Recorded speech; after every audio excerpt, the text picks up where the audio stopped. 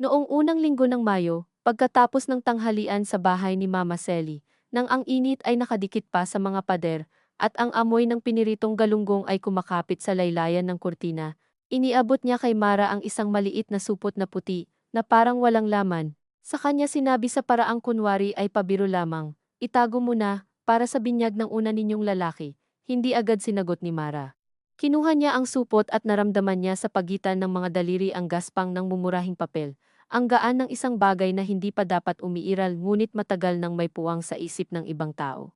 Nang buksan niya iyon sa kusina, malayo sa mesa kung saan patuloy ang tawanan ni Noel at ng mga pamangkin, tumambad ang isang napakaliit na puting barong na maingat na tinupi.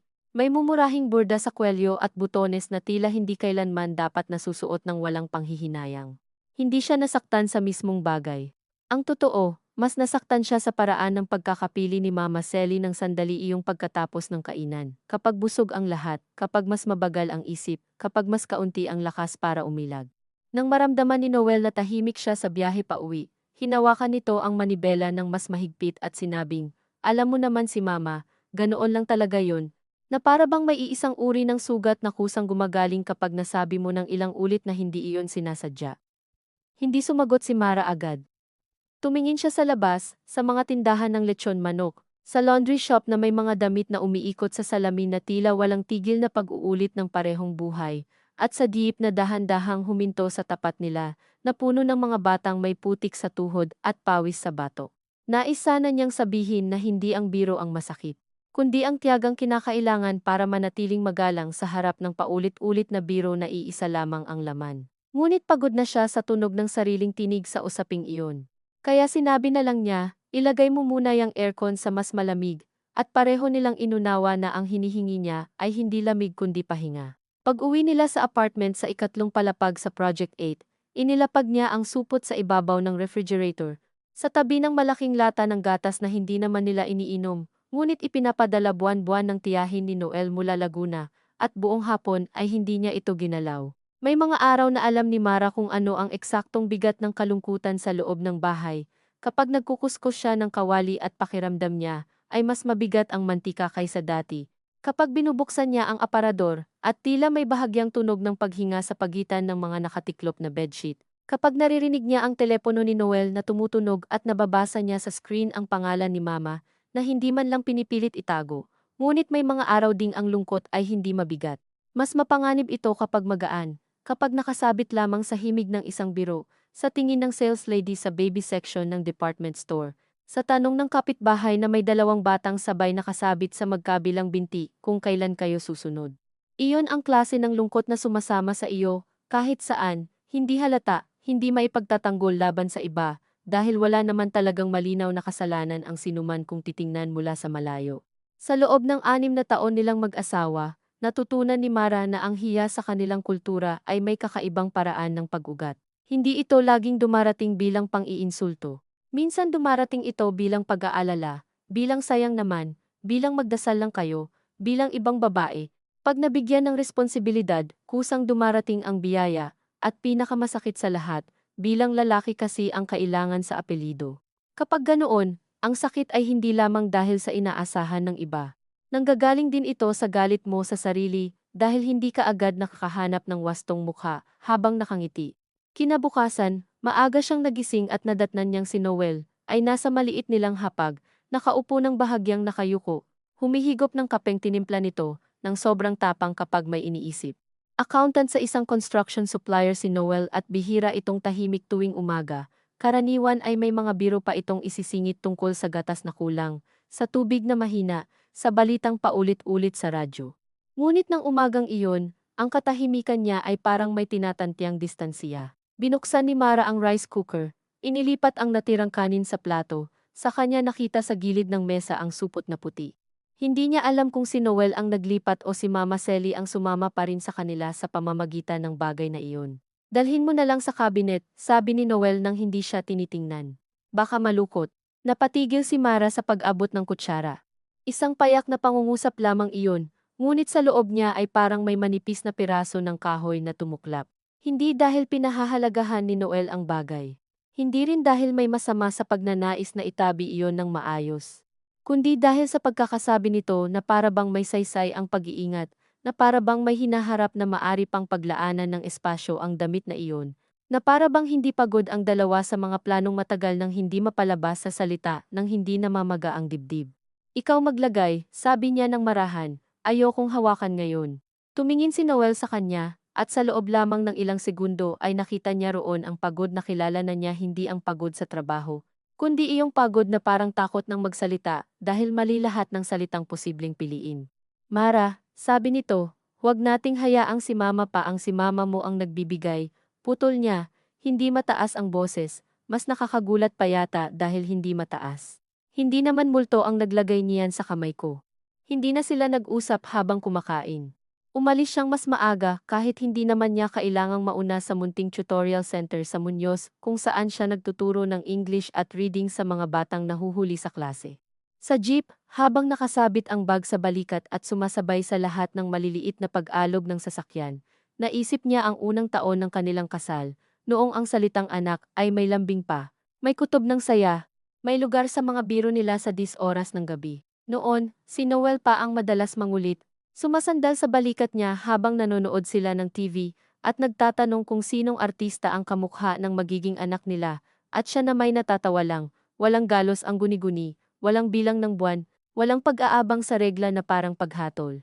Unti-unti iyong nagbago, hindi sa iisang pangyayari, kundi sa dami ng maliliit na pagkabigo na walang karapatang tawaging trahedya, kaya mas madaling itago sa mga tao at mas mahirap pangalanan sa sarili. May mga check-up na tinigilan nila hindi dahil may malubha silang nalaman, kundi dahil nakakapagod ang bayad, ang pila, ang pag-asang kailangang buhatin pa uwi. May mga dasal na hindi nila tuluyang binitiwan, ngunit hindi na rin sinabayan ng buong paniniwala. May mga usapan tungkol sa pag-aampon na nagsisimula sa gabing mahina ang ulan at nagtatapos sa umagang may trabaho na muli, na parang ang posibilidad ay maaari lamang paglaruan habang walang nanonood.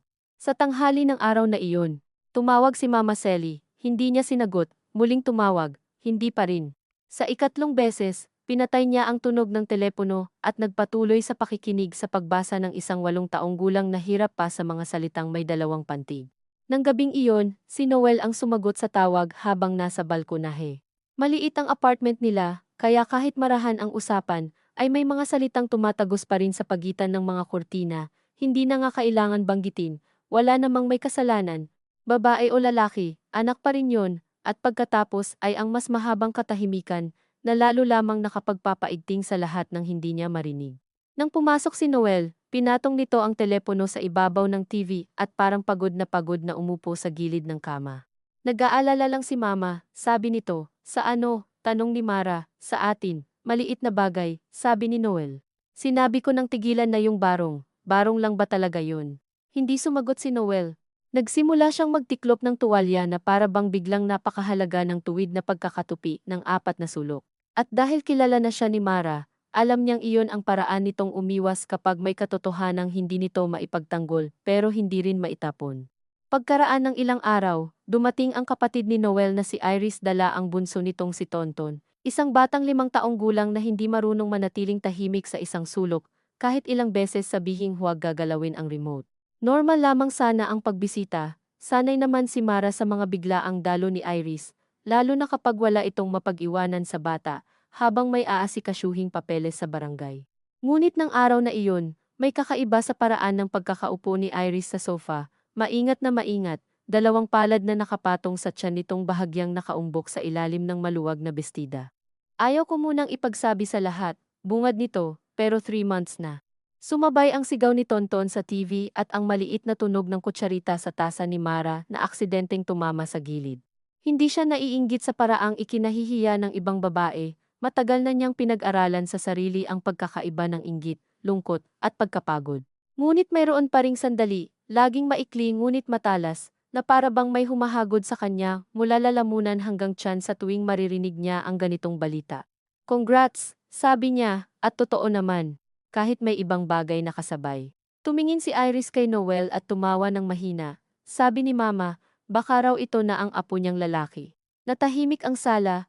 Ang bata sa TV ay nagsasalita pa rin ng mabilis tungkol sa laruan. May tricycle sa kalsada sa ibaba. May sumisigaw na vendor ng taho na wari hindi alam na sa loob ng maliit nilang apartment ay biglang sumikip ang hangin. Grabe ka naman kay ate, sabi ni Noel, pilit na magaang. Ano naman, sabi ni Iris, saka tumingin kay Mara na parang saka lamang naalala kung nasaan siya. Ay, sorry. Alam mo naman si Mama, lahat na lang ginagawang assignment ng langit. Ngumiti si Mara, iyong ngiting halos hindi gumagamit ng musidency. Nagpunta siya sa kusina at nagkape para sa kanilang lahat kahit wala namang humingi. Habang pinapakuluan ang tubig, narinig niya ang boses ni Iris na naging mas mahinahon, mas mababa, iyong boses ng isang taong alam na may natapakang bahagi, ngunit umaasang mahihimasmasan din ang lahat kung sapat ang lambot ng sumunod na pangungusap. Hindi ko naman ibig sabihin, sabi nito, kasi si Mama, alam mo naman. Napansin ni Mara na halos lahat ng bagay na masakit sa pamilyang iyon ay laging ipinapasa sa iisang pangungusap, alam mo naman. Parang iyon ang lisensiya sa lahat sa panghihimasok, sa mga biro, sa pagpili ng tamang uri ng bata na hindi pa nga ipinagbubuntis ng taong kausap. Nang umuwi si Iris, nagpumilit si Noel na ihatid silang mag-ina sa kanto. Naiwan si Mara sa kusina, pinunasan ang mga baso na malinis na, at bigla siyang napatitig sa salamin ng bintana, kung saan mahina niyang nakikita ang refleksyon ng sarili. Hindi pa matanda, hindi na rin dalaga, mukha ng isang babaeng ilang taon nang pinipilit manatiling maayos sa harap ng mga tanong na hindi naman dapat sinasagot sa publiko. Pagbalik ni Noel, hindi niya ito hinarap agad. Inayos niya ang unan sa sofa, pinulot ang maliit na tsinelas ni Tonton na naiwan sa ilalim ng center table, saka lamang siya nagsalita. Hindi mo man lang siya sinaway nang sabihin yon. Sinaway ko, sabi ni Noel, isa lang ang sabi mo. Ano bang gusto mong gawin ko? Mag-away kami rito. Hindi naman away ang pagtatanggol, pinagtatanggol kita lagi, hindi ko nararamdaman.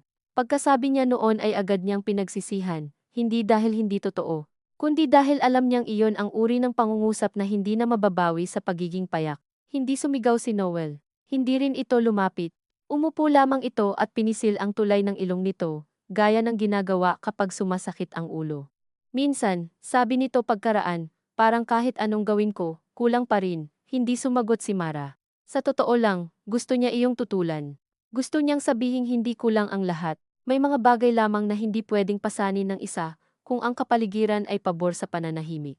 Ngunit naisip din niyang may sariling uri ng pagkapahiya si Noel, na hindi nito mabigkas, ang pagiging nag-iisang lalaki sa pamilya, ang mga kapatid na may mga anak na, ang ina nitong laging may pahiwatig tungkol sa apelido, at ang sariling katawan nitong minsan ay tahimik ding pinagdudahan, kahit hindi nila direktang pinapangalanan. Sa loob ng maraming buwan, natutunan nilang umiwas sa pagsisisi sa isa't isa sa pamamagitan ng hindi masyadong pagtingin sa sugat.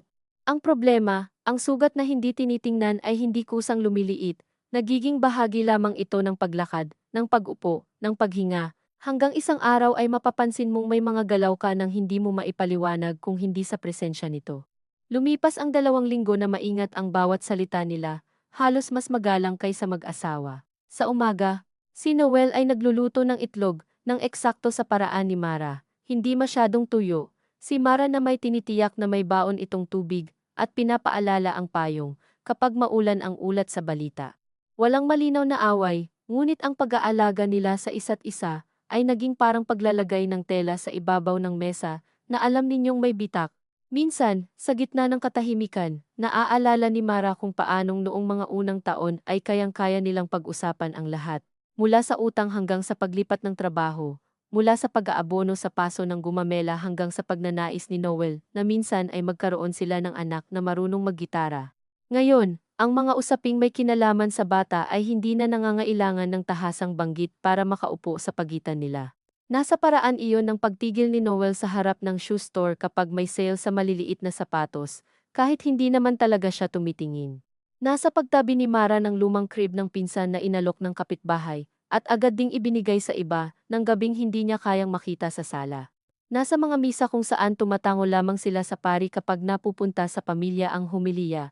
Isang Sabado, nagyaya si Noel na magpunta sila sa mall para bumili ng regalo sa binyag ng anak ng katrabaho nito. Hindi na sana sasama si Mara, ngunit napagod siyang laging umiwas sa mga pangkaraniwang gawain na para bang kasalanan ng mundo ang maging normal sa harap nila. Sa department store, dumaan sila sa seksyon ng mga gamit pangsanggol dahil nandoon ang registry desk. May mga lampi na kulay dilaw, mga bote na may cartoon, mga maliit na tuwalya na mas malambot pa kaysa anumang bagay sa bahay nila. Hindi siya natigilan sa mga gamit, mas sanay na siya roon. Ang nagpahinto sa kanya ay si Noel, na biglang kumayod ang tingin sa isang hanay ng maliliit na polo at pantalon para sa toddler, at saka nagsabing, halos wala sa loob, parang bagay sa batang tahimik. Anong batang tahimik? Tanong niya. Napatingin si Noel sa kanya, na tila hindi inaasahang may sasagot. Wala, sabi nito, sinasabi ko lang. Ngunit may kung anong bumuka sa isip ni Mara. Ilang linggo na niyang napapansin na si Noel ay mas madalas tumawag sa hapon. Mas madalas tumungo sa labas pagkatapos ng hapunan para kausapin ang kung sino sa telepono. Mas madalas may iniisip na hindi ipinapasok sa kanilang silid. Hindi niya agad inugnay iyon sa pagtataksil. Ang pagtataksil ay masyadong makitid na hinala para sa uri ng lamat na nararamdaman niya. Ang pakiramdam niya ay mas kakaiba, na may bagay na unti-unting inaayos sa paligid niya nang hindi siya kinukonsulta, na may puwang sa kanilang buhay na tinatangka ng lagyan ng gamit o pangalan ng iba, at siya ang huling makakaalam. Sa food court, habang naghihintay sila ng order na siopaw at pansit palabok, sinabi niya, may gusto ka bang sabihin sa akin? Tiningnan siya ni Noel, saka ang tray, saka ang mga taong dumadaan. Tungkol saan? Ikaw ang may alam. Mahabang katahimikan ang sumunod. Nakita ni Mara na gumalaw ang panga nito, na para bang may salitang hinahanap ngunit ayaw mapulot. Wala pa namang sigurado, sabi rin nito sa wakas. Ayokong magsabi ng hindi pa malinaw. Mas malala kapag huli ko ng marinig. Tumango si Noel, ngunit hindi agad nagsalita. Dumating ang order nilang mainit pa, at ang babae sa counter ay ngumiti ng may pagod. Isang karaniwang sandali na tila lalong nagpatingkad sa bigat ng susunod. May nag-message sa akin, sabi ni Noel, sobrang hina, matagal na. Sino? Hindi sumagot agad si Noel. Sa halip ay pinunit nito ang maliit na sachet ng toyo at ibinuhos sa siopaw, kahit hindi naman nito hilig maglagay ng toyo roon. Si Liza. Hindi agad naalala ni Mara ang mukha. Kailangan pa niyang dumaan sa mga lumang salaysay ng asawa, mga pangalan ng kaklase, kabarkada, babaeng minsan nitong nakausap bago sila naging seryoso, mga kwentong ginagamit noon bilang patunay na walang dapat ikaseloso dahil tapos na ang lahat bago pa magsimula ang sa kanila. Nang maalala niya, hindi takot ang unang dumating sa kanya, pagkalito muna, anong Liza, noong sa Valenzuela, bago tayo. Tumingin si Mara sa malayo, sa mga mesa, sa isang batang umiiyak dahil ayaw pa nitong umuwi, at pakiramdam niya ay bahagyang umurong ang paligid. Bakit? Tanong niya, may kailangan daw pag-usapan. Ano, anak, iyon lamang. Isang salitang matagal ng laman ng maraming panaginip at dasal, ngayoy bumagsak sa pagitan nila na parang bagay na hindi para sa kanila, ngunit doon mismo pinili ng tadhana na ihulog. Hindi sumigaw si Mara, hindi rin siya agad umiyak. Ang nangyari ay parang may dahan-dahang nagtanggal ng lahat ng tunog sa paligid, kahit nakikita pa niyang gumagalaw ang mga bibig ng tao. Anong ibig mong sabihin? Tanong niya, at narinig niya sa sariling tinig ang isang lamig na hindi niya alam na kaya niyang abutin. Sabi niya, may anak daw siya. Ilang taon? 11. Napatawa siya ng walang saya, isang tunog na mas malapit sa pag-ubo. 11 taon, Mara, at ngayon lang, hindi raw siya sigurado noon. At ngayon sigurado na siya. May mga dahilan siya. Anong dahilan ang kayang tumagal ng 11 taon? Hindi makatingin si Noel ng diretsyo. Ang parehong bagay na noon ay nagpapakalma kay Mara ang pagiging mahinahon nito. Ang hindi agad pagputok ay biglang naging anyo ng pagtatago. Hindi ko pa nakikita ang bata, sabi nito, hindi ko pa rin alam kung ano talaga. Pero gusto kong malaman. Tahimik na tahimik si Mara. Ang unang malinaw na damdaming nakilala niya ay hindi selos sa isang babae ng nakaraan, hindi rin poot sa bata na hindi pa niya nakita. Kundi isang mabagal, halos nakakahiyang pag-angat ng isip na ito pala ang paraan ng buhay para gumawa ng kabalintunaan. Nasa loob ng bahay na taon-taong tinatanong kung kailan magkakaanak, maaaring may darating na kasagutan na hindi galing sa kanya. Hindi galing sa kanilang pinag-usapan, hindi bunga ng sabay nilang inasam, kundi labi ng isang panahong wala pa siya sa kwento. Umuwi silang halos hindi nagsasalita. Sa jeep, pinilit ni Noel na humawak sa braso niya ng bahagya sa tuwing may lubak, at sa bawat hawak ay para niyang nararamdaman ang kawalan ng karapatan niyang magpasya kung lalayo o hahayaan. Pag-akyat nila sa apartment, ibinaba niya ang mga pinamili sa mesa at hindi na naghubad ng sapatos. Kailan mo pa alam? Tanong niya. Mga 3 linggo. Napapikit siya. 3 linggo. Sapat para dalhin ng mag-isa ang bagay na iyon, sapat para magbago ang timpla ng mga umaga nila, sapat para maalala niya ang puting barong sa mesa, at ang paraan ng asawa niyang nagsabing baka malukot. 3 linggo, ulit niya. Ayokong guluhin ka nang wala pa namang malinaw. Ako lang ba ang nagugulo kapag may batang biglang lumilitaw sa kasal natin? Hindi siya sumigaw, ngunit ang mga salita ay tumatama sa dingding na para bang mas matalas kaysa sigaw. Lumapit si Noel. Umatras siya. Wala akong ginawa, sabi nito, matagal nang tapos yon bago pa tayo.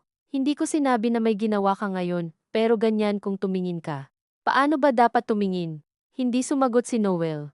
Naupo si Mara sa gilid ng kama, at saka lang siya umiyak. Hindi malakas, iyong pag-iyak na parang nagmumula sa lugar na matagal nang hindi nabubuksan.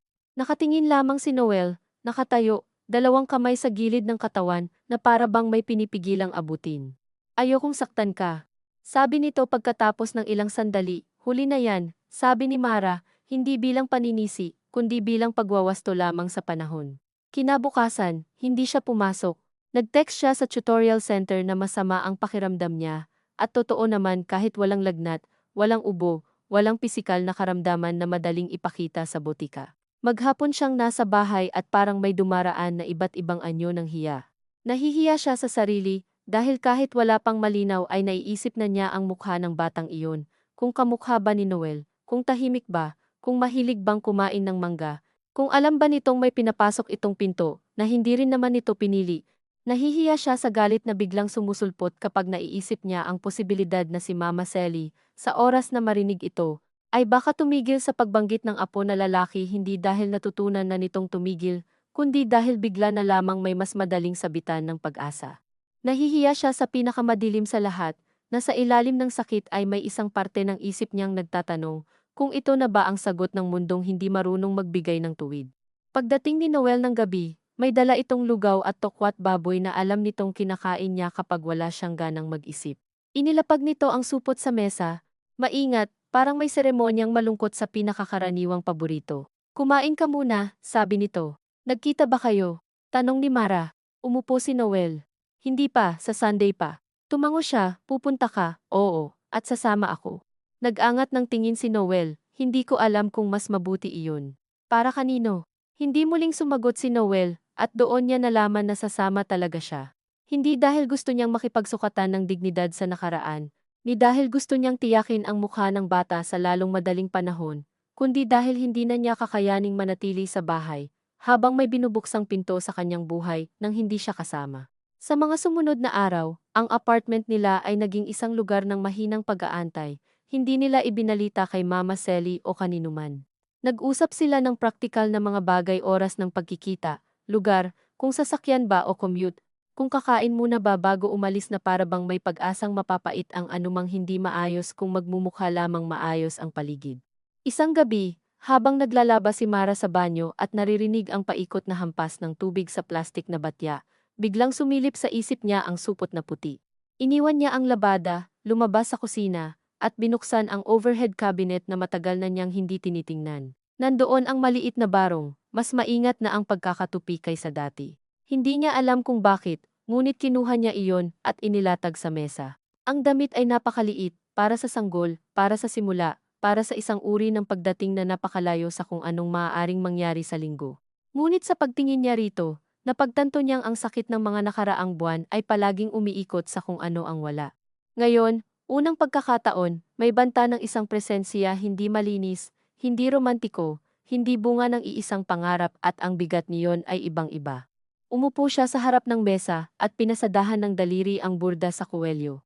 Naalala niya ang sarili niyang ama sa Bicol, tahimik na lalaki na hindi marunong sa mahahabang lambing, ngunit marunong mag-uwi ng tamang prutas kapag alam nitong may pinagdaraanan ang asawa. Naalala niya kung paano sinabi noon ng ama niya, nang ikinasal siya, na ang pinakamahirap sa pag-aasawa ay hindi kung paano ninyo hahatiin ang pera kundi kung paano ninyo hahatiin ang mga bagay na hindi ninyo inasahan. Noon, akala niya utang, trabaho, pag-aalaga sa matatanda ang ibig sabihin.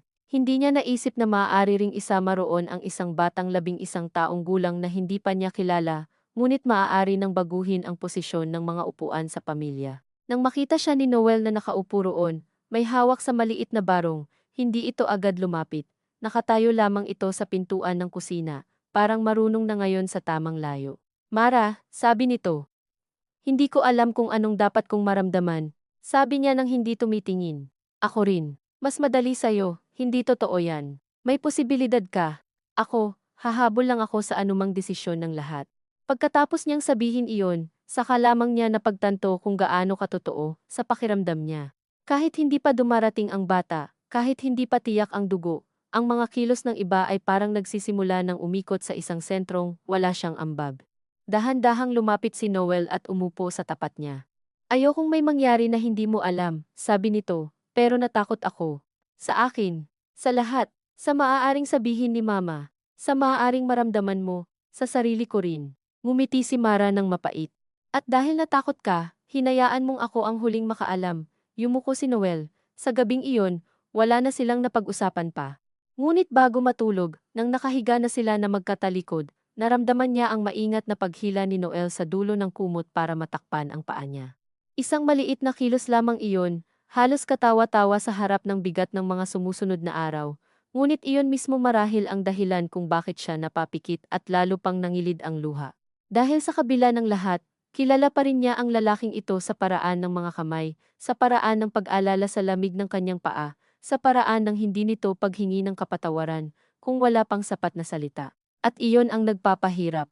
Kung masama sana si Noel ng payak at tuwid, mas madali siyang kamuhian, mas madaling ihanay ang mga pangyayari sa pamilyar na kwento ng pagkakasala at paghihiwalay. Ngunit ang buhay nila ay hindi ganoon, may kabutihan sa loob ng kapabayaan, may pagmamahal sa loob ng maling tiyempo, may pagtatangkang umiwas sa sakit na siya ring naging daan ng mas malaking sakit. Bago sumapit ang linggo, 2 beses tumawag si Mama Sally at 1 beses si Iris, na gustong makisuyo na sila raw ang sumalo kay Tonton sa hapon dahil may prenatal check-up siya kinabukasan at ayaw muna niyang sabihin sa iba. Sa unang pagkakataon pagkatapos ng matagal na panahon, gusto sanang tumawa ni Mara sa kabalintunaan ng mundo. Lahat ng usapan sa paligid niya ay umiikot sa mga batang dumarating, batang inaasikaso, batang ipinagbubuntis, batang ipinapasa sa mga tiyahin at lola.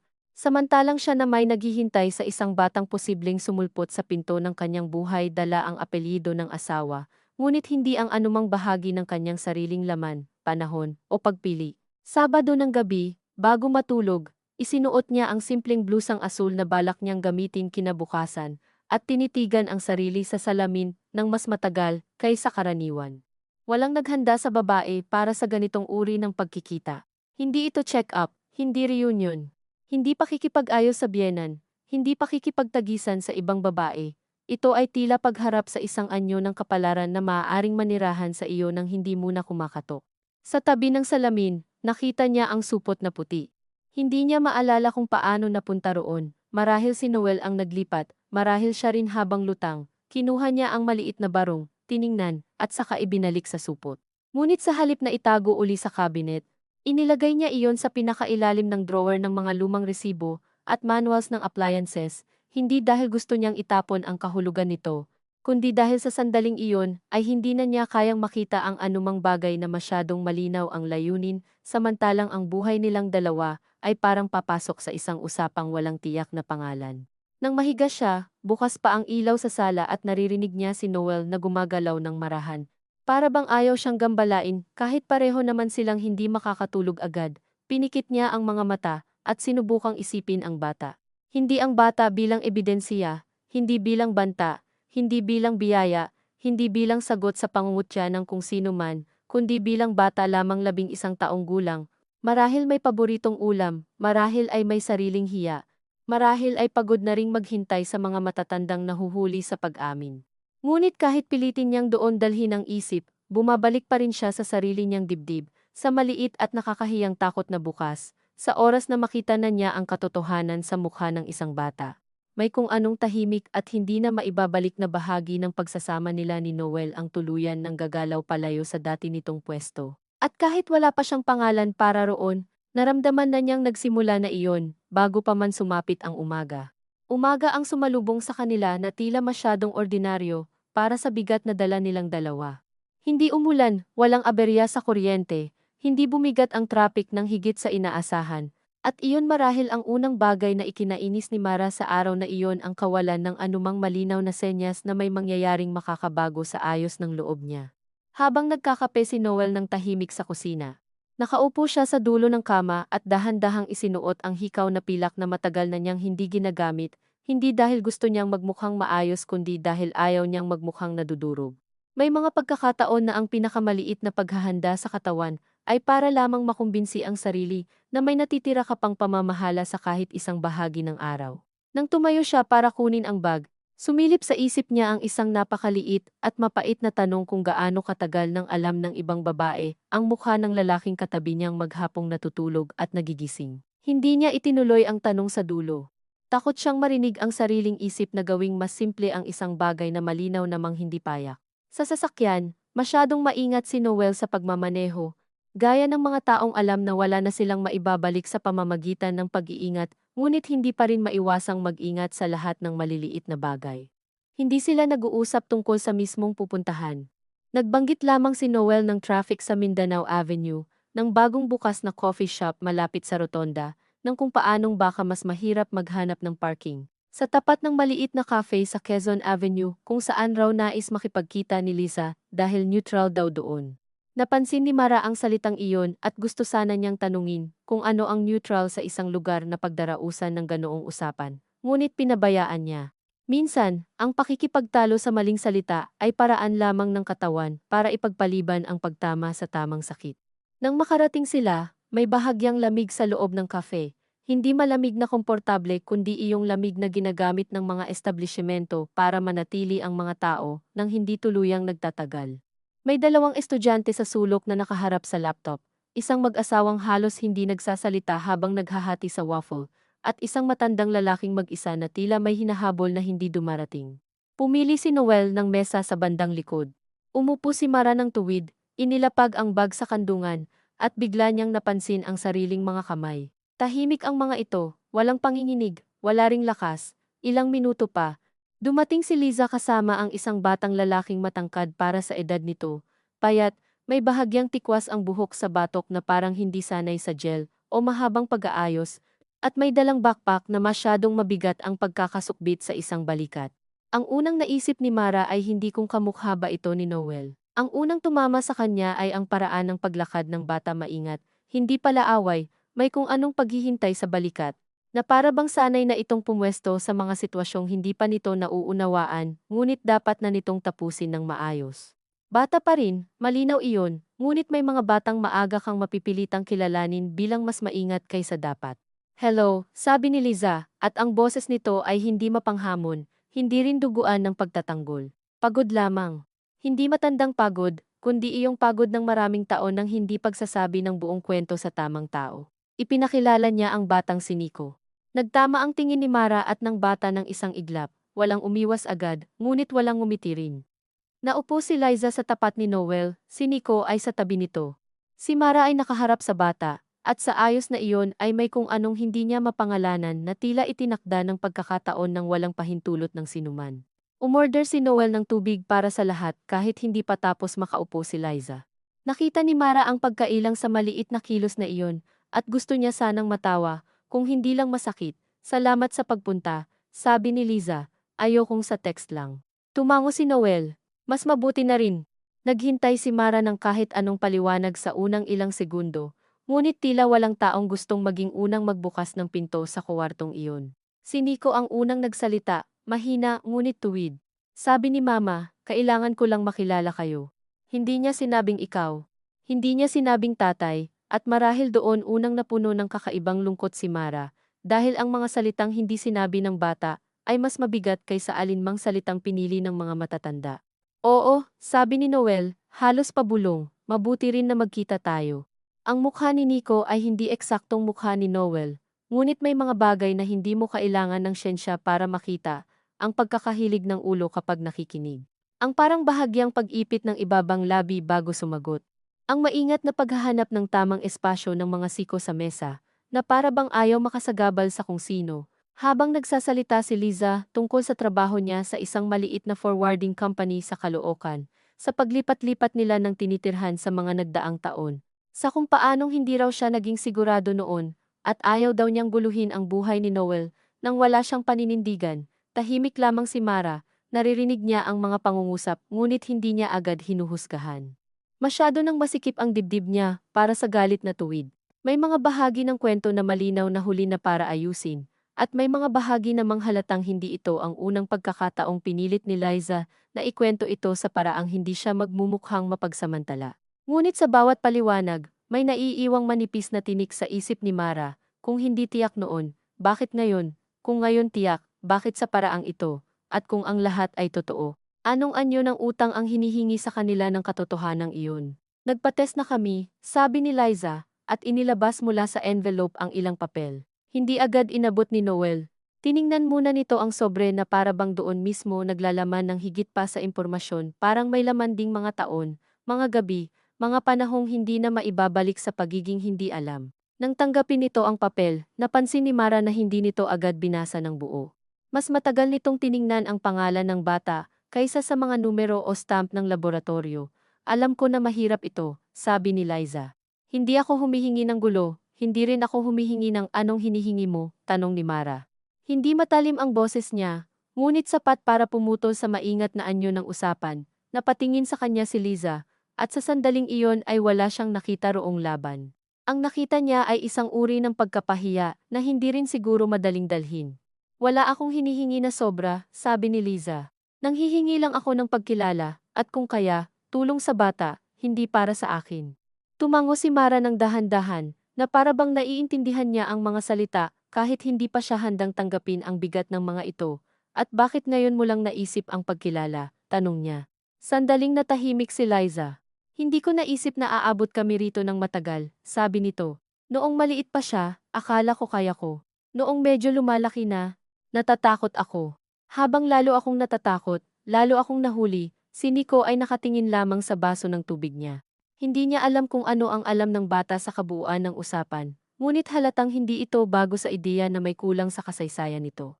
Walang batang ganyan ang katahimikan, kung hindi pa niya natutunang may mga tanong na mas ligtas huwag itanong sa maling oras. Sinabi mo ba sa kanya? Tanong ni Noel, tinutukoy ang bata. Sumagot si Liza, bago pa makatingin si Nico.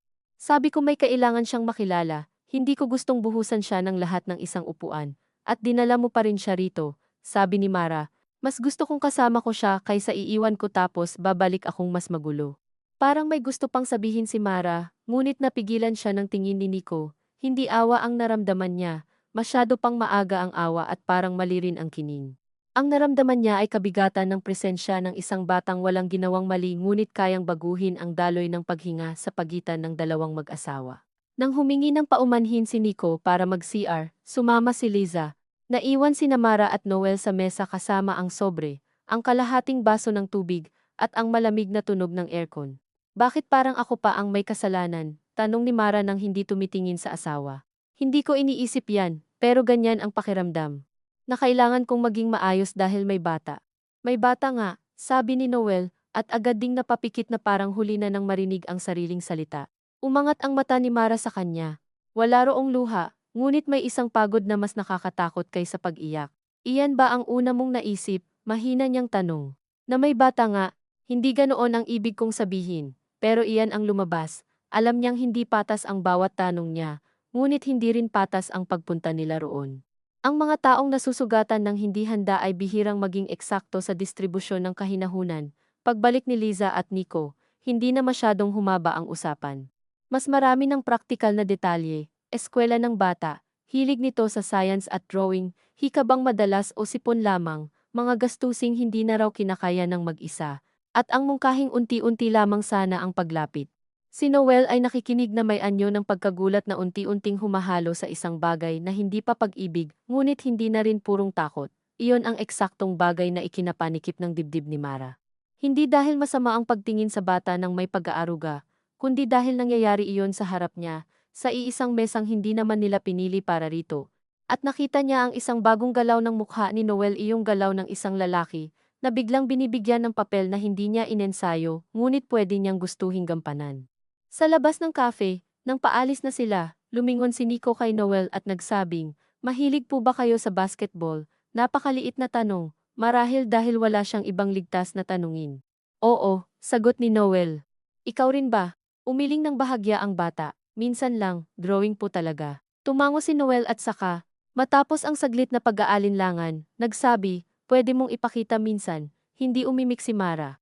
Ngunit sa mismong sandaling iyon ay may malamig na bagay na pumasok sa kanya. Hindi galit, hindi rin puot. Isang anyo ng pagkawala na hindi pa nangyayari ngunit may anino ng malinaw. Sa sasakyan pa uwi, halos hindi nagsalita si Noel. Hinayaan iyon ni Mara, ngunit pagdating nila sa parking sa ilalim ng gusali at hindi pa rin bumubukas ang makina ng kahit anong paliwanag, siya na ang nagsimula. Hindi ka ba magsasalita? Tumingin si Noel sa windshield, sa bahagyang alikabok na tinatamaan ng hapon. Hindi ko alam kung saan ako magsisimula. Subukan mo sa totoo. Nagtagal ang ilang segundo. Mukha ko siya sa ilang anggulo, sabi ni Noel, at narinig ni Mara ang maingat ngunit hindi mapigilang pag-amin. Napansin ko. At nang magsalita siya, hindi na tinapos ni Noel, nilingon siya ni Mara ng buo. Masakit ba sa'yo na totoo? Tanong niya. Masakit na hindi ko alam kung paano ko hahawakan, sagot nito. Magkaiba yon, hindi para sa akin. Pagkatapos noon ay umakyat silang magkasama, ngunit parang may pagitan na hindi sukat sa hagdan. Sa apartment, inilapag ni Noel ang susi sa mesa, at ang tunog ng metal sa kahoy ay biglang napakalakas. Hindi ko siya hiningi, sabi nito, pero naroon na siya. At ano ang gusto mong gawin ko sa pangungusap na yan? Wala. Sinasabi ko lang. Lahat ng sinasabi mo ngayon, sagot ni Mara. Parang ako ang inaasahang humanap ng disenteng paraan para tumanggap. Sumandal si Noel sa sandalan ng upuan. Hindi kita pinipilit. Hindi mo kailangang pilitin. Minsan sapat nang gumalaw ang mundo na parang ako ang dapat mag-adjust. Tumingin si Noel sa kanya ng diretsyo. At sa unang pagkakataon simula noong cafe ay may bahagyang init sa boses nito. Ano bang gusto mo, Mara? Sabihin kong huwag na. Sabihin kong hindi ko kikilalanin kahit malinaw sa harap ko. Sabihin kong hindi ko pananagutan dahil wala ako sa mga taon na nawala. Ang gusto ko, sagot niya agad, sana hindi mo ako hinayaang dumating sa puntong ito na wala akong panahong maging higit pa sa taong napag-iiwanan. Pagkasabi niya roon ay nawala muli ang init sa mukha ni Noel. Umupo itong dahan-dahan, parang may anumang sobrang bigat ay kailangang lapitan ng hindi magigising. Tama ka, sabi nito, at dahil payak iyon, mas masakit. Hindi na sila nag-usap hanggang gabi. Kumain sila ng halos walang malasahan, nang matulog sila, walang gumalaw sa gitna ng kama. Ngunit bago pumikit si Mara, naisip niya si Nico, hindi sa cafe kundi sa pag-upo nito sa tabi ng ina, walang pag-aangkin, walang inis, parang matagal nang alam na kapag mga matatanda ang may kasalanan, ang mga bata ang kailangang matutong maging mahinahon para manatiling buo ang usapan. Kinabukasan, pumunta si Mara sa tutorial center kahit pakiramdam niya ay mas mabuting magkulong. Kailangan niya ng mga pangungusap na hindi umiikot sa dugo at apelyido. Kailangan niya ng mga papel na may maling spelling at mga batang kailangang turuan kung paano hatiin sa pantig ang salitang beautiful nang hindi nila iniisip ang gulo sa bahay ng guro. Ngunit hindi ganoon kadaling tumakas. Sa break, habang nagkakape siya sa maliit na pantry, napansin ng kasamahan niyang si Elaine ang pamumutla niya at nagtanong kung ayos lang siya. Kulangan lang sa tulog, sabi ni Mara. Ngumiti si Elaine at sinabing, ganyan talaga kapag may iniintindi sa bahay. Ako nga nung lumabas yung sa stepson ng asawa ko, hindi na niya narinig ang natira. Ang salitang iyon pa lamang ay tumama na sa kanya ng sobra. Hindi niya alam kung bakit hindi sumabog ang reaksyon niya. Marahil dahil iyon ang unang pagkakataong may salitang pumasok mula sa labas na tila inilalagay sa ayos ang isang posibilidad na hindi pa niya kayang bigkasin. Stepson. Napakabilis ng mundo sa paggawa ng tawag para sa mga relasyong ang mismong damdamin ay wala pang mapwestuhan. Pag-uwi niya ng hapon, nadatnan niyang bukas ang laptop ni Noel sa dining table at may listahan ng mga numero, school fees, at mga salitang monthly estimate sa spreadsheet. Hindi niya kailangang tanungin kung para saan. Naramdaman niyang malamig ang paa niya kahit mainit ang sahig. Narinig siya ni Noel mula sa banyo, at lumabas ito, nagpupunas pa ng buhok. Nang makita nito kung saan siya nakatingin, agad itong lumapit. Tinitingnan ko lang, sabi nito, hindi pa ito desisyon. Pero iniisip mo na. Kailangan kong isipin, gaano kabilis. Mara, hindi ko sinasabing mali. Ang sinasabi ko lang, ang bilis mong maghanap ng paraan para maging ama sa papel. Napaupo siya bago pa siya manghina. Hindi niya inaasahang iyon ang linyang tutusok sa kanya, ngunit doon niya biglang nakita ang puwersa ng nangyayari. Bago pa man maunawaan ng pagsasama nila ang bagong hugis nito, may spreadsheet na, may estimates na, may paraan na ang mundo para gawing mga kolum ang isang bagay na siya ay hindi pa maikahon sa dibdib. Hindi ko pwedeng hindi isipin, sabi ni Noel, mas mababa ang tinig. Kung totoo siya, may 11 taon na hindi ko alam, hindi ko mababawi yun, wala akong karapatan na gawing dahilan ang shock para lalo pang maantala. Tumingala si Mara sa kanya. At ako, anong karapatan ko dito? Asawa kita, pero parang ako ang huling variable sa equation. Agad na umiling si Noel, ngunit naramdaman niya mismo na kulang ang pag-iling laban sa sistemang unti-unti nang umiikot. Lumipas ang mga susunod na araw sa kakaibang anyo ng pag-aayos. Hindi sigaw, hindi katahimikang buo. May mga gabing nagtatanong si Mara ng isang praktikal na bagay kung tatawag ba ulit si Liza, kung kailan nila muling makikita ang bata, kung gusto ba nitong sabay silang dalawa o unti-unti muna and naririnig niya ang sariling boses na halos parang sa ibang tao, isang babaeng mas kalmado kaysa tunay niyang pakiramdam. May mga sandaling si Noel ay naglalapag ng prutas sa mesa, nagluluto ng paborito niyang ginisang upo, naghahanda ng tubig sa tabi ng kama, at nakikita niyang may guilt na nakasuksok sa bawat pag-aasikaso. Ngunit may pagmamahal din, at doon siya lalong napapagod. Dahil mas madali sanang lumayo kung walang pag-iingat. Isang hapon, tumawag si Mama Sally habang nasa trabaho si Noel. Hindi na nakaiwas si Mara. Hello, Ma. Masigla ang boses ng biyenan sa unang dalawang pangungusap tungkol sa check-up ni Iris, sa ulan na hindi pa rin regular, sa kapitbahay nilang namatay raw ang halaman dahil sa sobrang init at saka biglang tumahimik ng kaunti. Iyong katahimikang alam mong patungo sa totoong dahilan. May sinabi sa akin si Noel, sabi nito, kumirot ang sentido ni Mara. Ano po ang sinabi niya? Tungkol doon sa bata. Ang salitang bata ay may ibang tunog sa bibig ni Mama Sally, parang may kasamang pagtatantya na mabilis na mabilis. Hindi pa po malinaw ang lahat, sagot ni Mara. Kung malinaw man o hindi, dugo pa rin yan kung talagang sa atin. Napatayo si Mara mula sa kama at lumapit sa bintana. Sa ibaba, may batang humahabol sa bola, may 2 aso sa tapat ng karinderya, may babae sa kabilang gusali na nagsasampay ng maliit na puting brief. Napaka-ordinaryo ng lahat. Ma, sabi niya ng dahan-dahan, huwag po muna nating gawing, hindi niya natapos.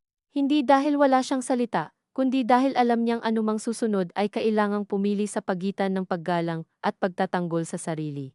Mara, sabi ni Mama Sally, at sa unang pagkakataon ay naging mahina ang boses nito, halos masinsin kaysa mahigpit, alam kong mahirap sa'yo.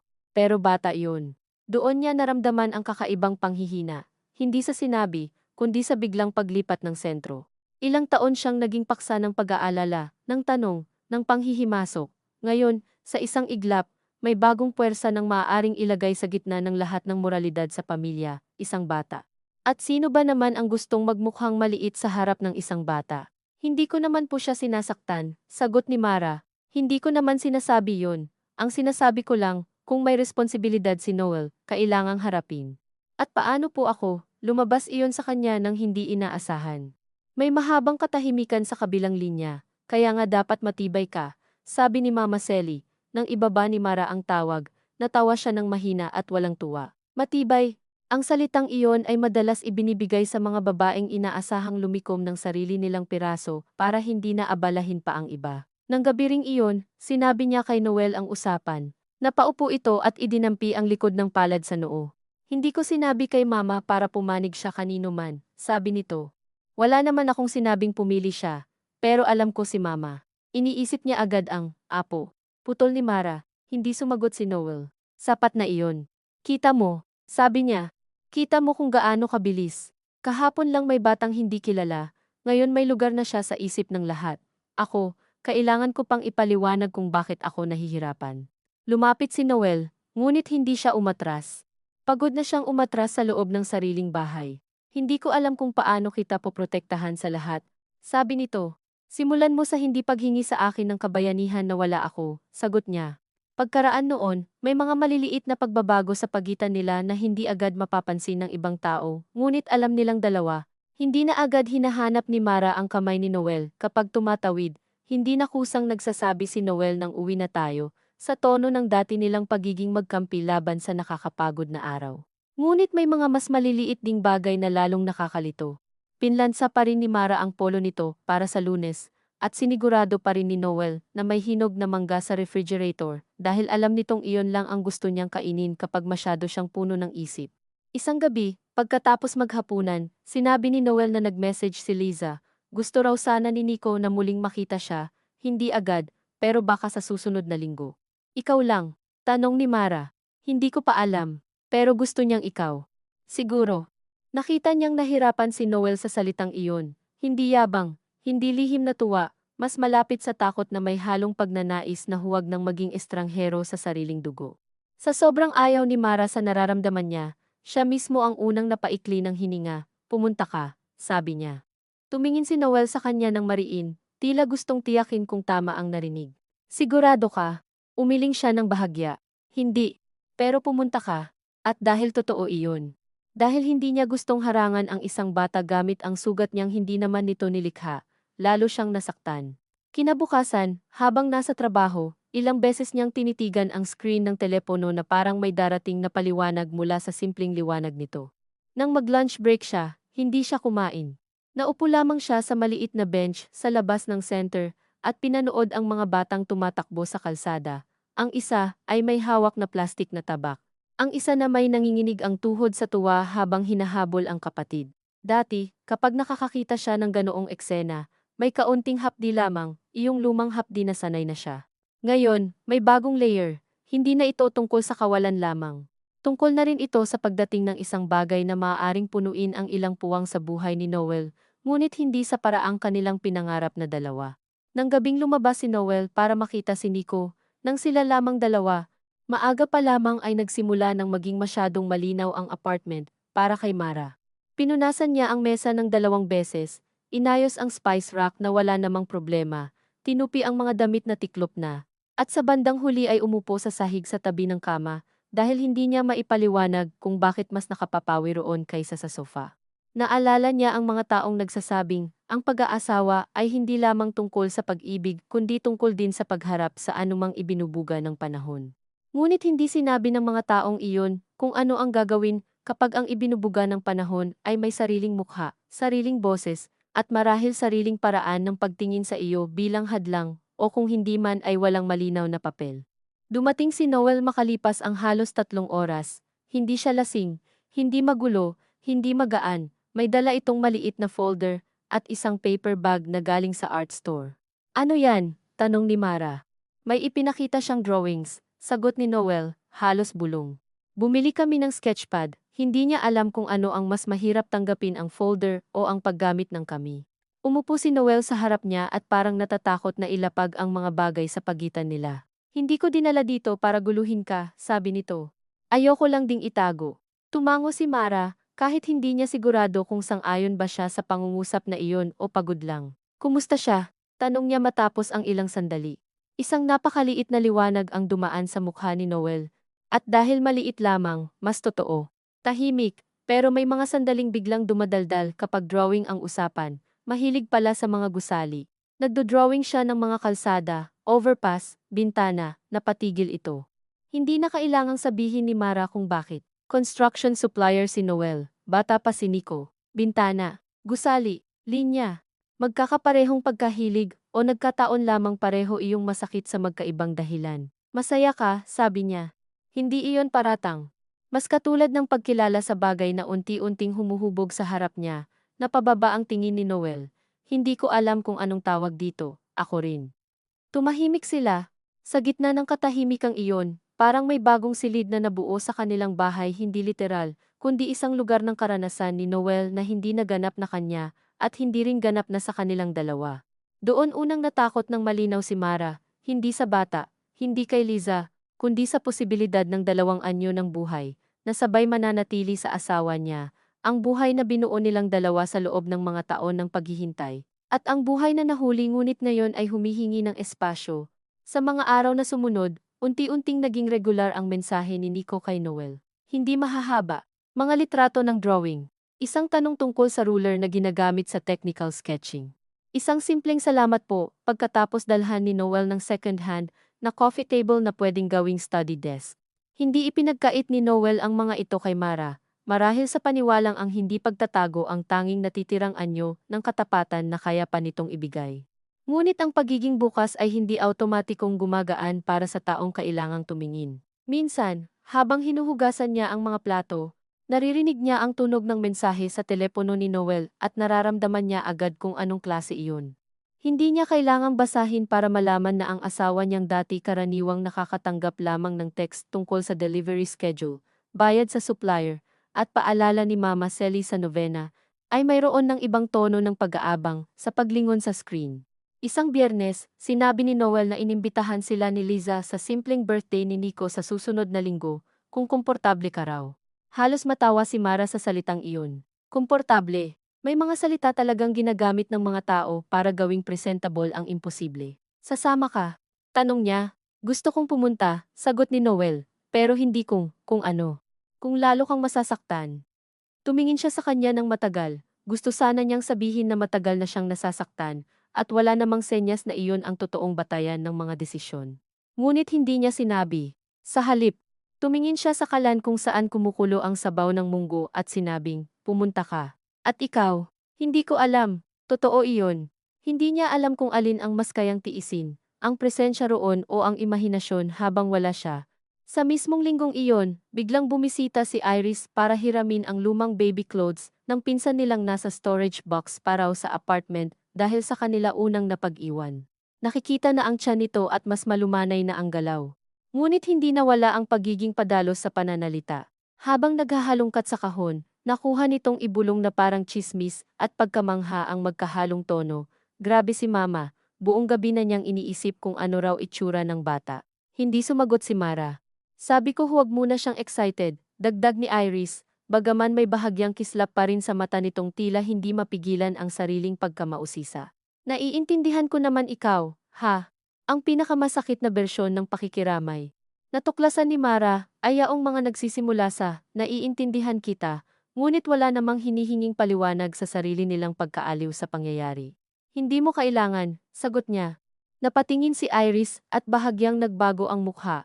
Tila ngayon lamang napansing may hangganan ang pagiging malapit. Nang makaalis ito, matagal na nakaupo si Mara sa gilid ng kahon ng mga lumang damit. May isang maliit na pares ng medyas na hindi malinaw kung kanino nanggaling, kupas na ang asul. Hinawakan niya iyon ng ilang segundo at saka marahang ibinalik. Hindi niya kayang sabihin kung ano ang ipinagluluksa niya sa sandaling iyon. Hindi pa naman nawawala si Noel.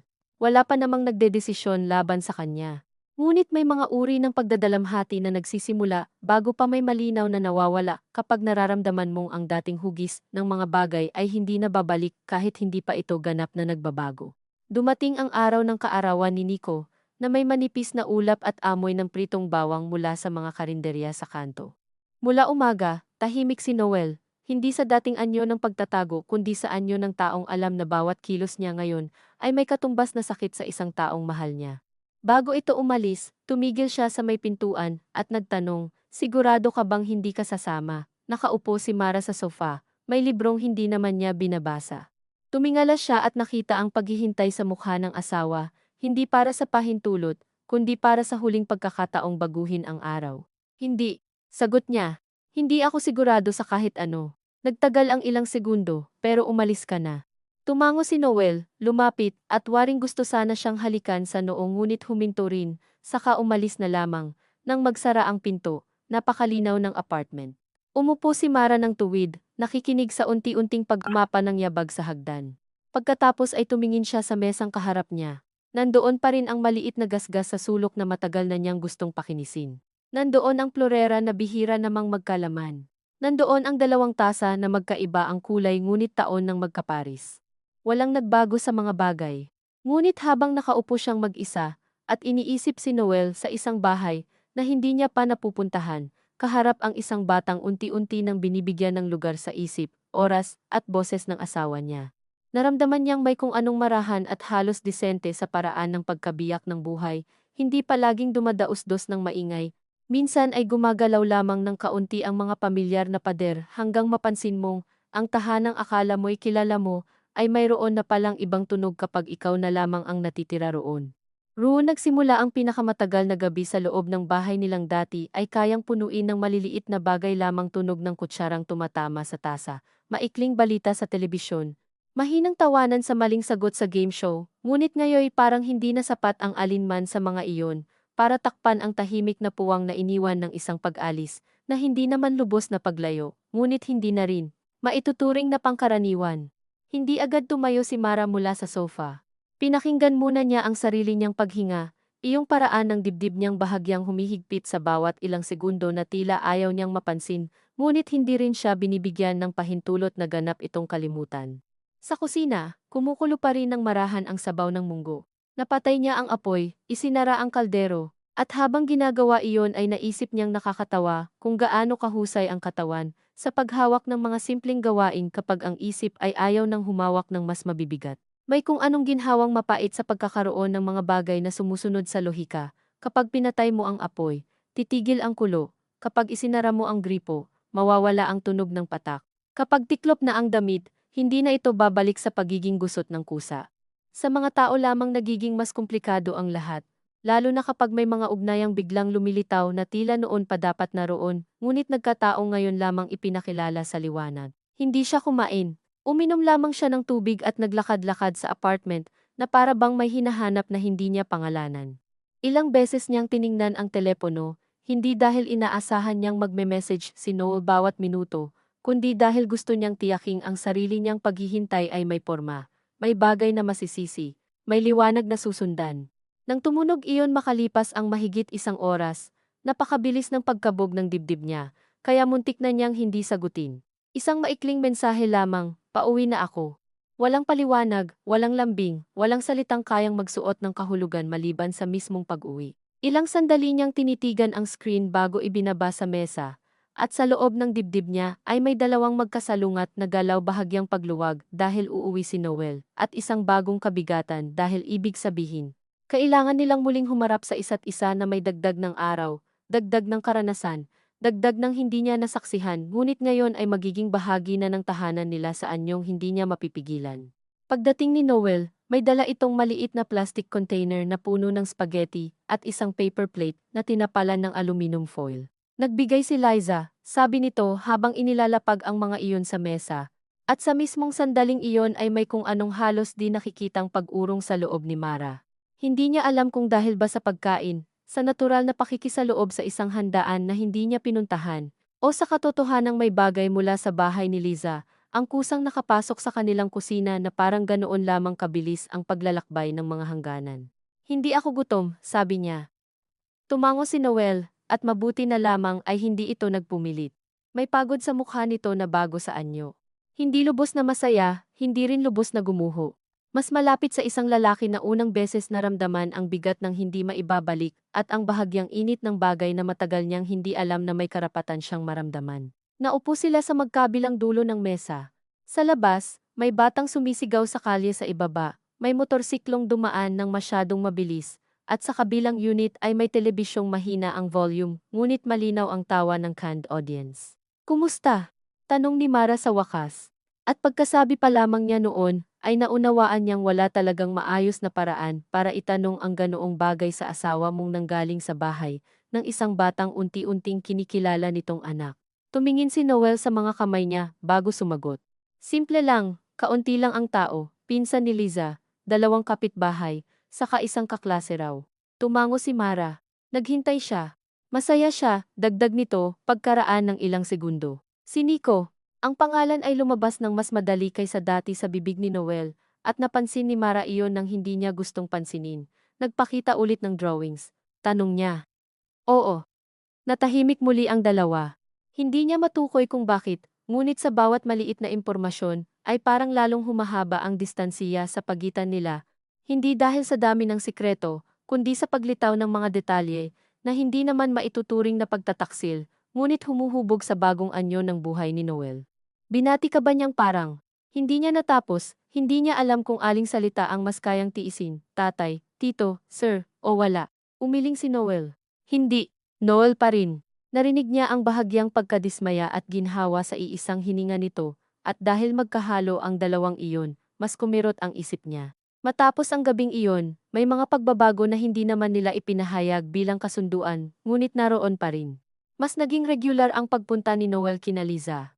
Hindi madalas sa paraang kahina-hinala, kundi sa dalas na unti-unting nagiging bahagi ng schedule. Minsan sa hapon pagkatapos ng trabaho, para ihatid ang ilang school materials, minsan sa Sabado, para turuan si Nico gumamit ng scale ruler, at ilang simpleng drawing tools, minsan sa Linggo, para samahan ito sa pagtingin ng mga libro sa murang bookstore. Hindi niya itinago ang mga lakad na ito kay Mara, madalas pa nga ay ipinapaalam ng mas maaga kaysa kinakailangan. Marahil bilang kabayaran sa mga linggong huli niyang sinabi ang unang paglabas ng bagay na ito sa kanilang buhay. Ngunit hindi dahil alam ni Mara ang lahat ng pupuntahan ay lumiit ang bigat. Sa katunayan, may mga sandali pang lalo siyang napapagod sa sobrang linaw, sa sobrang disente ng lahat. Kung nagtatago sana si Noel, mas madali siyang galitan. Kung nagsisinungaling sana ito, mas madali niyang ihanay ang sakit sa pamilyar na kwento ng panlilinlang. Ngunit ang totoo ay iba. May isang batang hindi humiling na maging ebidensiya, may isang lalaking nagkamali sa oras ng pagsasabi, ngunit hindi tumalikod sa oras ng pagharap, at may isang asawang hindi makahanap ng marangal na paraan upang tanggapin ang lahat ng hindi isinusuko ang bahagi ng sarili niyang tama. Sa tutorial center, mas tumahimik si Mara. Hindi naman siya naging magaspang sa mga bata o sa mga kasamahan, ngunit unti-unting napansin ni Elaine na hindi na siya sumasabay sa merienda sa labas.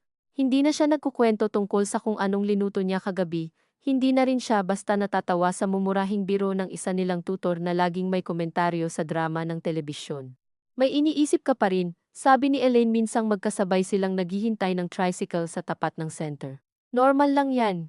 Ang tono nito ay walang mali siya, marahil may hangaring magbigay luwag, ngunit napansin ni Mara kung gaano kadaling tawaging normal ang isang bagay sa taong hindi kailangang mag-uwi ng katahimikan matapos sabihing normal. Siguro, sagot niya, at iyon na lamang ang natitira niyang lakas para sa mga paliwanag sa labas ng bahay. Minsan, habang nakaupo siya sa jeep pa uwi, may sumakay na mag-inang ang batang lalaki ay may hawak na drawing folder na halos kapareho ng kay Nico. Hindi siya agad tumingin.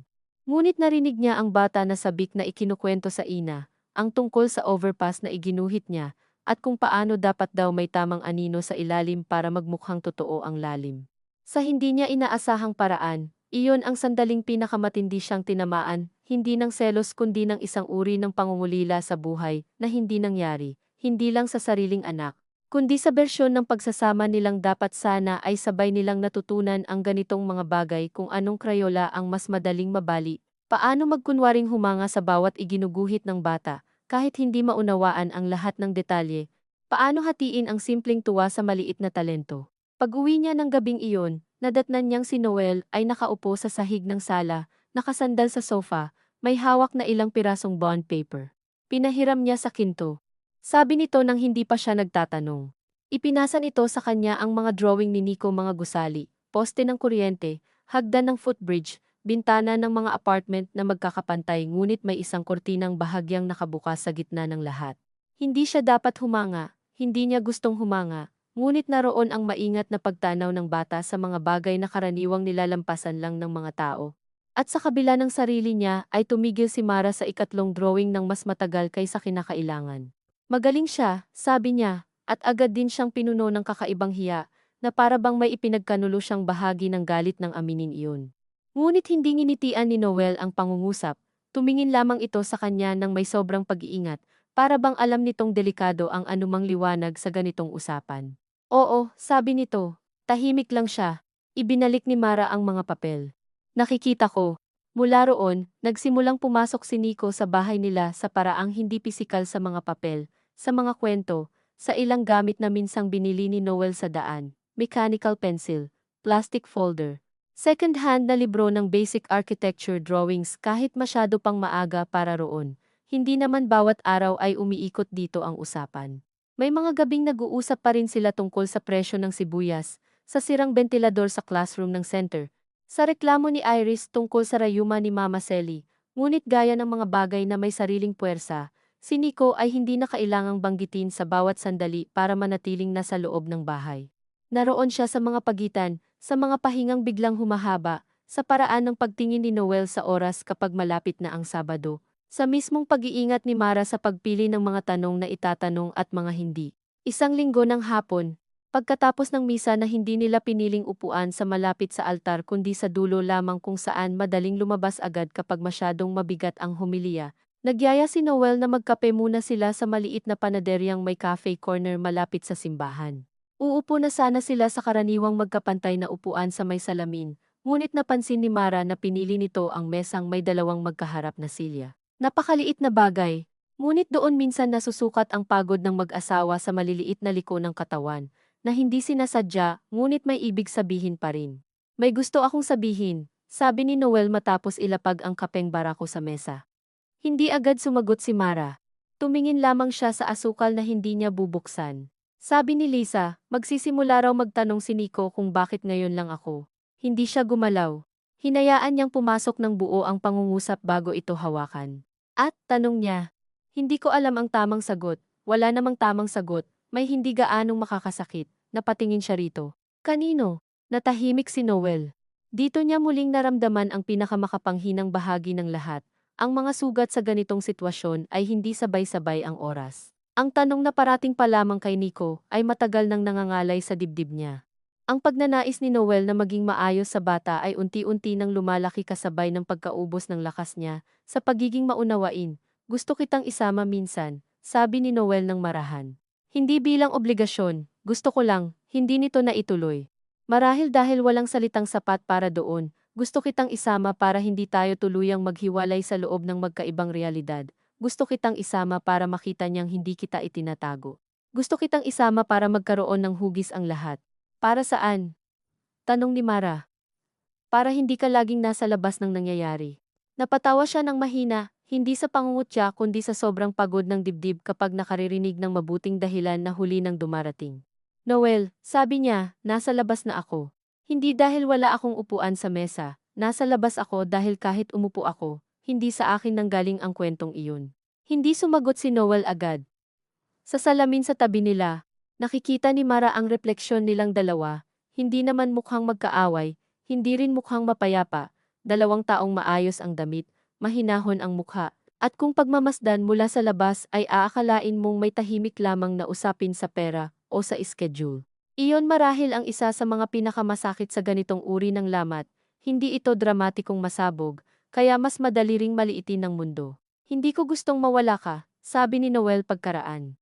At dahil payak iyon, parang mas totoo, kaysa anumang mahahabang paliwanag. Tiningnan siya ni Mara, matagal, at sa loob ng titig na iyon ay dumaan ang 6 na taon ng magkasamang umaga, ng pag-iipon para sa maliit na bakasyon, na laging nauurong, ng mga gabing iisang kumot lamang ang sapat. Nang mga buwang pareho nilang tinulak ang usaping anak sa gilid para lamang hindi tuluyang masira ang isa't isa. Hindi mo rin naman ako talaga mahahawakan ng buo ngayon, sabi niya. Kahit nandito pa ako. Pag-uwi nila, wala na silang masyadong napag-usapan. Ngunit ng gabing iyon, habang naghuhugas si Mara ng plato, dumating si Noel sa kusina at tahimik na nagpunas ng mga basang baso nang hindi inuutusan. Noon pa man ay ginagawa na nila ang ganitong koordinasyon, nang walang salita isa ang maghuhugas, isa ang magpupunas, isa ang mag-aabot ng tray at dahil sa sobrang kasanayan, minsan ay nakakalimutang mahalaga pa rin pala ang ganitong mga maliliit na sabayang galaw. Sa kalagitnaan ng gawain, biglang sinabi ni Noel, hindi kita pinalitan, napahinto si Mara, hindi siya tumingin agad. Hindi ko sinabing pinalitan mo ako, pero baka iyon ang pakiramdam mo. Tiningnan niya ang sabon sa palad niyang unti-unting nanlalambot. Hindi kita kayang hatiin sa dalawa nang hindi ako nasasaktan, sabi niya sa wakas. At hindi ko rin kayang hingin sa'yo na huwag mong puntahan ang isang batang wala namang ginawa. Tumayo silang tahimik sa maliit na kusina, magkalapit ngunit hindi magkadikit. Sa labas, mahina ang ulan. Naalala ni Mara ang mga gabing umaasa pa silang may darating na bata sa mas karaniwang paraan, ang mga gabing pinag-uusapan nila kung anong pangalan ang ayaw nila dahil masyadong pangmayaman ang tunog, o masyadong kahawig ng pangalan ng kapitbahay, o masyadong uso. Ngayon, may pangalan na, Nico. At dahil may pangalan na, hindi na ito maituturing na abstraktong problema lamang. Isa itong buhay na tumatawag sa partikular na bahagi ni Noel, at sa bawat tugon nito ay may bahaging nahihila rin sa kanilang pagsasama. Makalipas ang ilang araw, dumalaw si Mama Selly ng walang abiso, may dalang puto at ginataang bilo-bilo, iyong mga pagkaing laging iniuuwi, kapag gusto nitong magmukhang simpleng pagbisita lamang ang isang balak na malinaw namang may ibang paksa. Nasa trabaho si Noel. Mag-isa si Mara. Sandaling naisip niyang huwag papasukin, ngunit nanaig ang pagod kaysa sa tapang. Naupo si Mama Selly sa sofa at gaya ng madalas nitong ginagawa kapag alanganin ang paksa, nagsimula muna sa ibang bagay sa taas ng blood sugar ng kumpare nilang si Dindo. Sa lumang altar cloth na gusto nitong ipa-repair, sa tiyan ni Iris na masyado raw mababa ang bagsak. Sa bandang huli, dumating din ang totoong dahilan. Nakita ko na siya, sabi nito ng marahan, naramdaman ni Mara ang pag-ipit ng dibdib niya. Saan po? Dumaan sina Noel kina Iris nung isang araw. Nandoon ako. Hindi niya alam kung alin ang mas masakit, na hindi niya alam ang pagkikitang iyon, o na natural para sa pamilya ni Noel ang pagpasok ni Nico sa ibang bahay nang hindi man lamang dumadaan sa kanya. Hindi naman planado, dagdag ni Mama Selly, marahil dahil nabasa ang bahagyang pagkatigas ng mukha niya. Napadaan lang. Dinala niya yung drawing book. Tumango si Mara, ngunit hindi siya nagtangkang ngumiti, naghintay siya. Mabait ang bata, sabi ni Mama Selly, at sa unang pagkakataon, wala roong yabang o pananabik. May lambot, oo, ngunit may halong pag-iingat din, na para bang alam nitong anumang sobrang init ay susugat. Tahimik. Parang laging nag-iisip. Napatingin si Mara sa bintana. Narinig ko na po yan. Sandaling natahimik si Mama Selly. Ayaw kong isipin mo na, huminto ito, sa kamarahang huminga. Mara, alam kong mabigat ito sa'yo. Gusto sana niyang sabihing mahirap paniwalaan ang bagong lambing mula sa babaeng nag-abot ng maliit na barong para sa isang apong lalaki na hindi pa umiiral noon. Ngunit may pagod na rin sa mukha ni Mama Selly na hindi niya kayang tuluyang ipagsawalang bahala. Hindi ko naman siya kinakalaban, sabi niya. Ang hirap lang po huminga ng maayos kapag lahat parang may bagong ayos na ako ang huling nakaalam. Marahang tumango si Mama Selly. Mali rin si Noel doon. At kayo rin po. Sabi ni Mara, hindi matigas, hindi rin mahina. Tiningnan siya ng biyenan ng diretsyo. Maaaring sa ibang araw ay naging away iyon, ngunit marahil dahil pareho na silang ubos sa kani-kaniyang paraan, walang pumutok. Oo, sabi ni Mama Selly pagkaraan ng ilang sandali. Ako rin. Napatingin si Mara rito, dahil hindi niya inaasahan ang diretsyo at payak na pag-amin. Noong una, puro apo ang nasa isip ko, patuloy nito, halos parang nahihiyang aminin ang isang bagay na kitang-kita naman noon pa. Bata pa kasi ako nagpakasal. Sa amin noon, laging may bilang ang pamilya, ilan ang anak, ilan ang lalaki, sino ang magdadala ng apelyido. Minsan hindi ko napansin na hindi na pala bilang ang kausap ko, kundi ikaw. Sa simpleng pangungusap na iyon, may kung anong bahagyang lumuwag sa loob ni Mara, hindi sapat para gawing magaan ang lahat, ngunit sapat para kilalanin na ang ilang sugat ay hindi lamang galing sa kalupitan, kundi sa luma at bulag na paraan ng pagmamahal. Hindi niya napatawad agad si Mama Selly, hindi rin niya naramdaman na kailangan. Ngunit sa pag-upo nilang dalawa sa iisang sala na walang ibang saksi, bigla niyang naisip na marahil lahat sila ay may dalang sariling anyo ng kahihiyan. Si Noel sa mga taong nawala bago siya nakabawi, si Liza sa tagal ng pananahimik, si Mama Selly sa paraan ng pagmamadali nito sa salitang apo, si Nico sa pagiging maingat na hindi naman dapat hinihingi sa bata, at siya sa maliliit na sandaling umaasa siyang sana, hindi na lang dumating ang lahat, kahit alam niyang ang ganoong hiling ay tuwirang tatama sa buhay ng isang walang kasalanan. Pag-alis ni Mama Selly, matagal na nakaupo si Mara sa tabi ng mangkok ng bilo-bilo na hindi na mainit. Kinagabihan, nang umuwi si Noel, sinabi niya ang tungkol sa pagbisita ng ina nito. Hindi siya nagtatanong kung bakit hindi nito sinabi na nakita na pala ni Mama Selly si Nico. Wala siyang lakas para sa tanong na iyon, at sa totoo lang ay natatakot din siya sa sagot. Pasensya na, sabi ni Noel kaagad, dapat sinabi ko. Oo, nagulo rin kasi lahat noon. Lagi namang magulo, Noel. Nangingitim ang paligid sa may bintana, at sa kisame ay bahagyang umiikot ang anino ng electric fan. Umupo si Noel sa tabi niya, hindi masyadong malapit. Anong sabi ni Mama? Tanong nito. Namali rin siya. Napababa ang tingin ni Noel, at tila sa hindi niya inaasahang paraan ay lalo itong pinahina ng pag-amin ng ina. May mga kasalanang mas madaling dalhin kapag ipinagtatanggol ng pamilya, mas mabigat siguro kapag wala nang nagtatangkang pagandahin ang mga sulok. Ilang araw pa ang lumipas, at dumating ang sandaling hindi pinlano, ngunit marahil hindi rin talaga maiiwasan.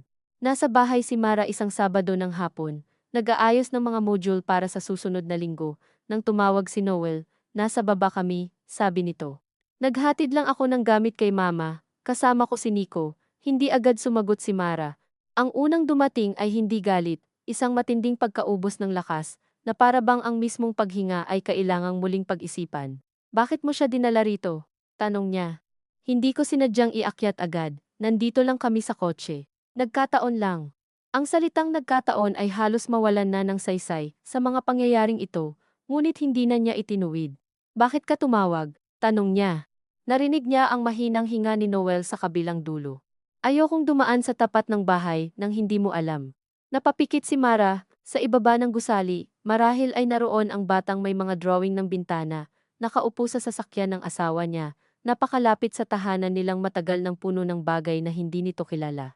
Sa loob niya ay may dalawang tinig na kapwa pagod. Ang isa'y nagsasabing hindi niya kayang buksan ang pinto. Ang isa na may nagsasabing baka hindi niya kayang manatiling taong laging nakasara. Maghintay ka, sabi niya sa wakas. Pagkababa niya sa lobby, hindi niya agad nakita ang sasakyan. Nasa gilid iyon, bahagyang natatakpan ng delivery van. Nandoon si Noel sa upuan sa harap, at si Nico sa likod, nakatingin sa hawak na sketchpad. Nang mapansin sila ng bata, agad itong nagtuwid ng upo at isinara ang sketchpad na para bang nakahuli siya sa sarili niyang pagiging masyadong komportable sa maling lugar. Binuksan ni Noel ang pinto at lumabas. Hindi ako magtatagal, sabi ni Mara bago pa ito makapagsalita. At narinig niya sa sariling boses ang formalidad na mas angkop sa estranghero kaysa asawa. Tumango si Noel, lumapit siya sa bahaging kinaroroonan ni Nico. Ibinaba ng bata ang bintana ng bahagya at tumingin sa kanya ng diretsyo. Ngunit hindi mapanghamon, hindi rin nagmamakaawa. Sa isang iglap ay nakita ni Mara ang pinakamahirap tanggihan sa lahat, ang simpleng pagkatao ng isang bata sa gitna ng napakalaking kahulugan na ipinataw sa kanya ng mga matatanda. "Hello," sabi niya. "Hello po," sagot ni Nico. Mas payat ito sa malapitan kaysa sa alaala niya mula kafe. May munting taghiyawat sa baba, may tinta sa gilid ng hinlalaki, at may paraan ng paghawak sa sketchpad na tila iyon ang pinakaligtas na bahagi ng katawan nito. "Mahilig ka raw mag-drawing," sabi ni Mara, tumango si Nico. "Opo." Sandaling katahimikan. Narinig niya ang sariling puso, ang mga yabag ng guard sa malayo, ang tunog ng elevator na bumukas sa likod niya. "Pwede ko bang makita minsan?" Tanong niya, at hindi niya alam kung saan nanggaling ang lakas para doon. Nag-angat ng tingin ang bata kay Noel, saka sa kanya ulit. "Opo," sabi nito, halos may pagtatakang maingat. Hindi na niya pinahaba ang sandali. Tumango siya, umatras ng kaunti, at tumingin kay Noel. Sa mukha ng asawa niya ay may kung anong hindi niya tinangkang basahin ng buo pasasalamat, pagod, takot na sumobra ang liwanag kung gagalaw ito ng mali. Tumalikod si Mara bago pa sila may masabi. Umakyat siyang muli sa apartment na may pakiramdam na hindi malinaw kung siya ba ay lumuwag o lalo lamang nagkapunit sa ibang bahagi. Ngunit nang isara niya ang pinto sa likod niya at sumandal doon ng ilang segundo, naunawaan niyang may maliliit na pagtanggap palang hindi kapareho ng pagsuko. At may mga hakbang palang hindi nagpapagaan ng sakit ngunit binabago ang hugis nito ng sapat para maipagpatuloy mo ang paghinga. Kahit alam mong sa oras na umakyat si Noel makalipas ang ilang minuto, at tumingin sa iyo sa paraang alam ninyong pareho ang ibig sabihin, wala pa ring anuman sa buhay ninyong dalawa ang matatawag na maayos, malinaw, o tapos na. Na ganoon pala ang hitsura ng pagpapatuloy, kapag wala nang maibabalik sa dati ngunit wala ring sinumang handang tawagin iyong wakas. Nang umakyat si Noel ng gabing iyon, may mga bagay na hindi na nila pinilit sabihin dahil pareho nilang alam na ang mga salita ay madalas dumarating ng huli sa mga pagbabagong una nang nangyayari sa katawan. Inilapag nito ang susi sa mesa, hinubad ang sapatos sa may pintuan, at sa loob ng apartment ay muling lumitaw ang ordinaryong ayos ng kanilang buhay, ang fan na may bahagyang ugong, ang kalendaryong nakasabit sa kusina na hindi pa rin napapalitan ng buwan, ang maliit na mantsa sa dingding sa tapat ng bintana, na ilang beses nang gustong pinturahan ni Noel ngunit laging nauurong.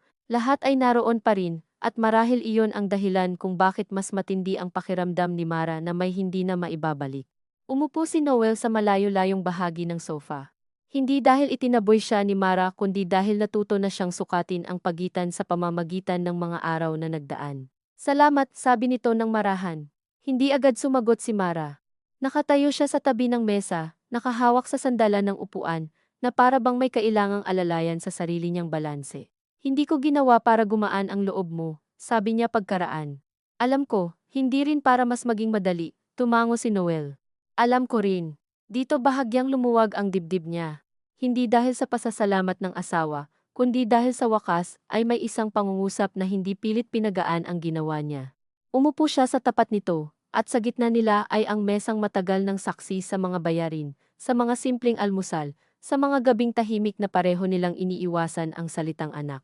Ngayon ay naroon pa rin ang mesa, ngunit may isa ng bagong alaala sa paligid nito, ang pagbaba niya sa lobby, ang mukha ni Nico sa bintana ng kotse.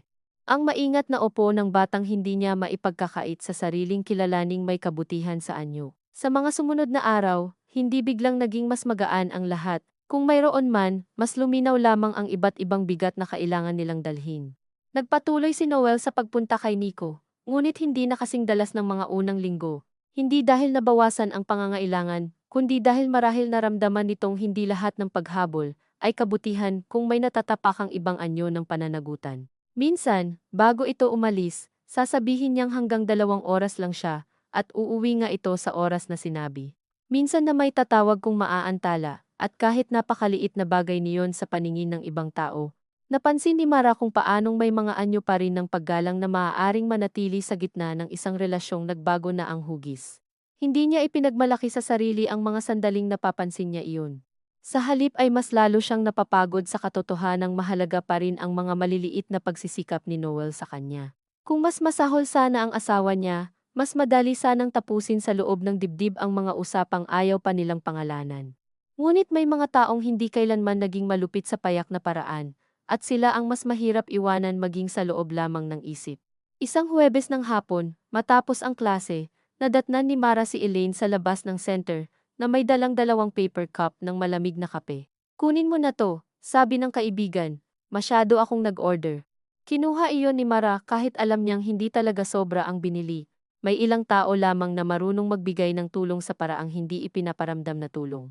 Umupo sila sa mababang sementong gilid sa tapat ng saradong tindahan ng school supplies. Hindi agad nagsalita si Elaine, at dahil hindi agad nagsalita, saka lamang kusang nagsalita si Mara, hindi tungkol sa buong kwento, hindi tungkol sa dugo at mga test at mga lamat sa pamilya, kundi tungkol sa pagod.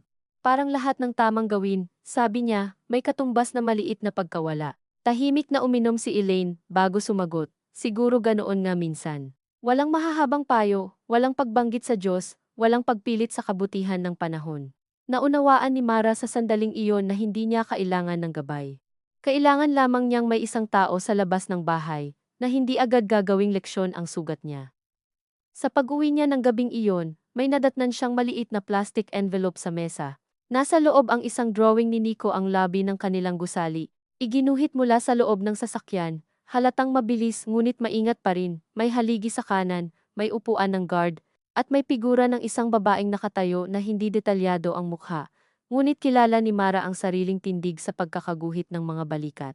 Hindi niya kailangang itanong kung kailan iginuhit iyon. Ibinigay niya, tanong niya kay Noel nang lumabas ito mula sa banyo. Tumango ito. Sabi niya, kung gusto mo lang daw. Napaupo si Mara. Tinitigan niya ang papel ng mas matagal kaysa dapat.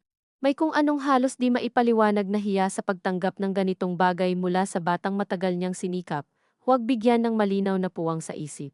Ngunit naroroon din ang ibang katotohanan, na sa simpleng pagguhit, ginawa siyang bahagi ni Nico ng isang eksenang magkasama nilang inabutan, hindi bilang hadlang, hindi bilang kontrabida, kundi bilang figurang naroroon. Hindi niya agad sinabi kay Noel ang iniisip niya. Ipinatong lamang niya ng maayos ang drawing sa gilid ng mesa, hindi sa ibabaw ng mga bayarin, hindi rin sa ilalim ng mga libro, at ang maliit na pagpiling iyon ay may bigat na hindi niya ipinangalandakan kahit sa sarili. Mula noon, hindi rin agad naging madalas ang pagkikita nila ni Nico, ngunit hindi na ito nanatiling bagay na palaging nasa baba lamang ng gusali o nasa kwento lamang ni Noel. Minsan, sa mungkahi mismo ni Liza, dumaan silang tatlo sa isang murang kainan sa may Banawe matapos mamili ng school materials. Hindi sumama si Liza sa mesa nila, umupo ito sa kabilang dulo, binibigyan si Nico ng puwang na makausap si Noel, nang hindi masyadong nakaabang ang mga mata.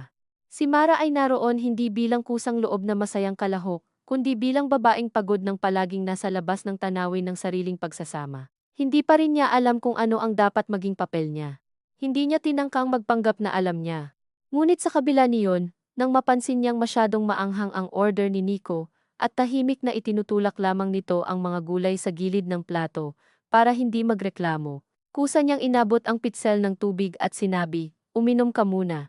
Napatingin sa kanya ang bata, bahagyang nagulat, at tumango. Napakaliit na sandali, halos hindi mapapansin ng iba, Ngunit sa loob ni Mara ay parang may munting bagay na marahang lumipat ng pwesto. Hindi pagmamahal. Hindi pagtanggap na malinis at buo. Mas katulad ng pagkilala na ang pag-iwas ay isa ring uri ng relasyon, at marahil pagod na siyang manatili lamang doon.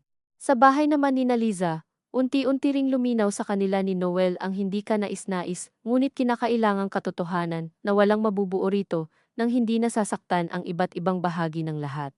Hindi marangya ang buhay ni Liza, halata iyon sa pagkakapili ng mga upuang hindi magkakapareho, sa maliit na electric fan na mas maingay kaysa malamig, sa pag-iingat nitong huwag masayang ang sabaw ng ulam. Ngunit wala ring mapagparayang himig si Liza sa sarili niyang paghihirap. Ni minsan ay hindi nito ginamit ang kakulangan upang maningil ng mas mataas na moralidad mula sa kanila. Marahil iyon ang isa sa mga dahilan kung bakit lalong nahirapan si Mara na ikulong ito sa anumang simpleng larawan ng kabilang babae na mas madaling ikagalit. Isang hapon, habang naghihintay sila ni Noel kay Nico matapos ang school program, nagkatabi sila ni Liza sa koridor na amoy floor wax at pawis ng mga batang nakabihis para sa sayaw. Walang bata sa pagitan nila, walang mesa, walang dahilan para magkunwari pang masyadong abala. Ayokong araw-araw kang maging mabait para lang wala akong masabi, sabi ni Mara nang hindi tumitingin dito. Hindi matalim ang tono niya, pagod lamang. Tahimik si Liza, bago sumagot, hindi ako nagpapakabait, sabi nito. Pagod lang din ako. Napatingin si Mara at sa unang pagkakataon ay walang depensa ang nakita niya. Wala ring pagtatangka na makakuha ng simpatiya. Naroon lamang ang parehong katandaan ng isang babae na hindi naman dapat ganoon kaaga dumating sa mukha. Akala mo ba madali sa kinto? Dugtong ni Liza. Nagustuhin kong may ibang babaeng nakatitig sa anak ko para sukatin kung gaano siya kalapit sa buhay na binuo niyo. Walang galit sa boses nito. At marahil iyon ang dahilan kung bakit nagtagal ang mga salitang iyon sa isip ni Mara. Hindi siya agad sumagot dahil totoo rin iyon sa paraang ayaw man niyang tanggapin. Ang bawat isa pala sa kanila ay may sariling uri ng pagkawalang loob sa sitwasyong ito.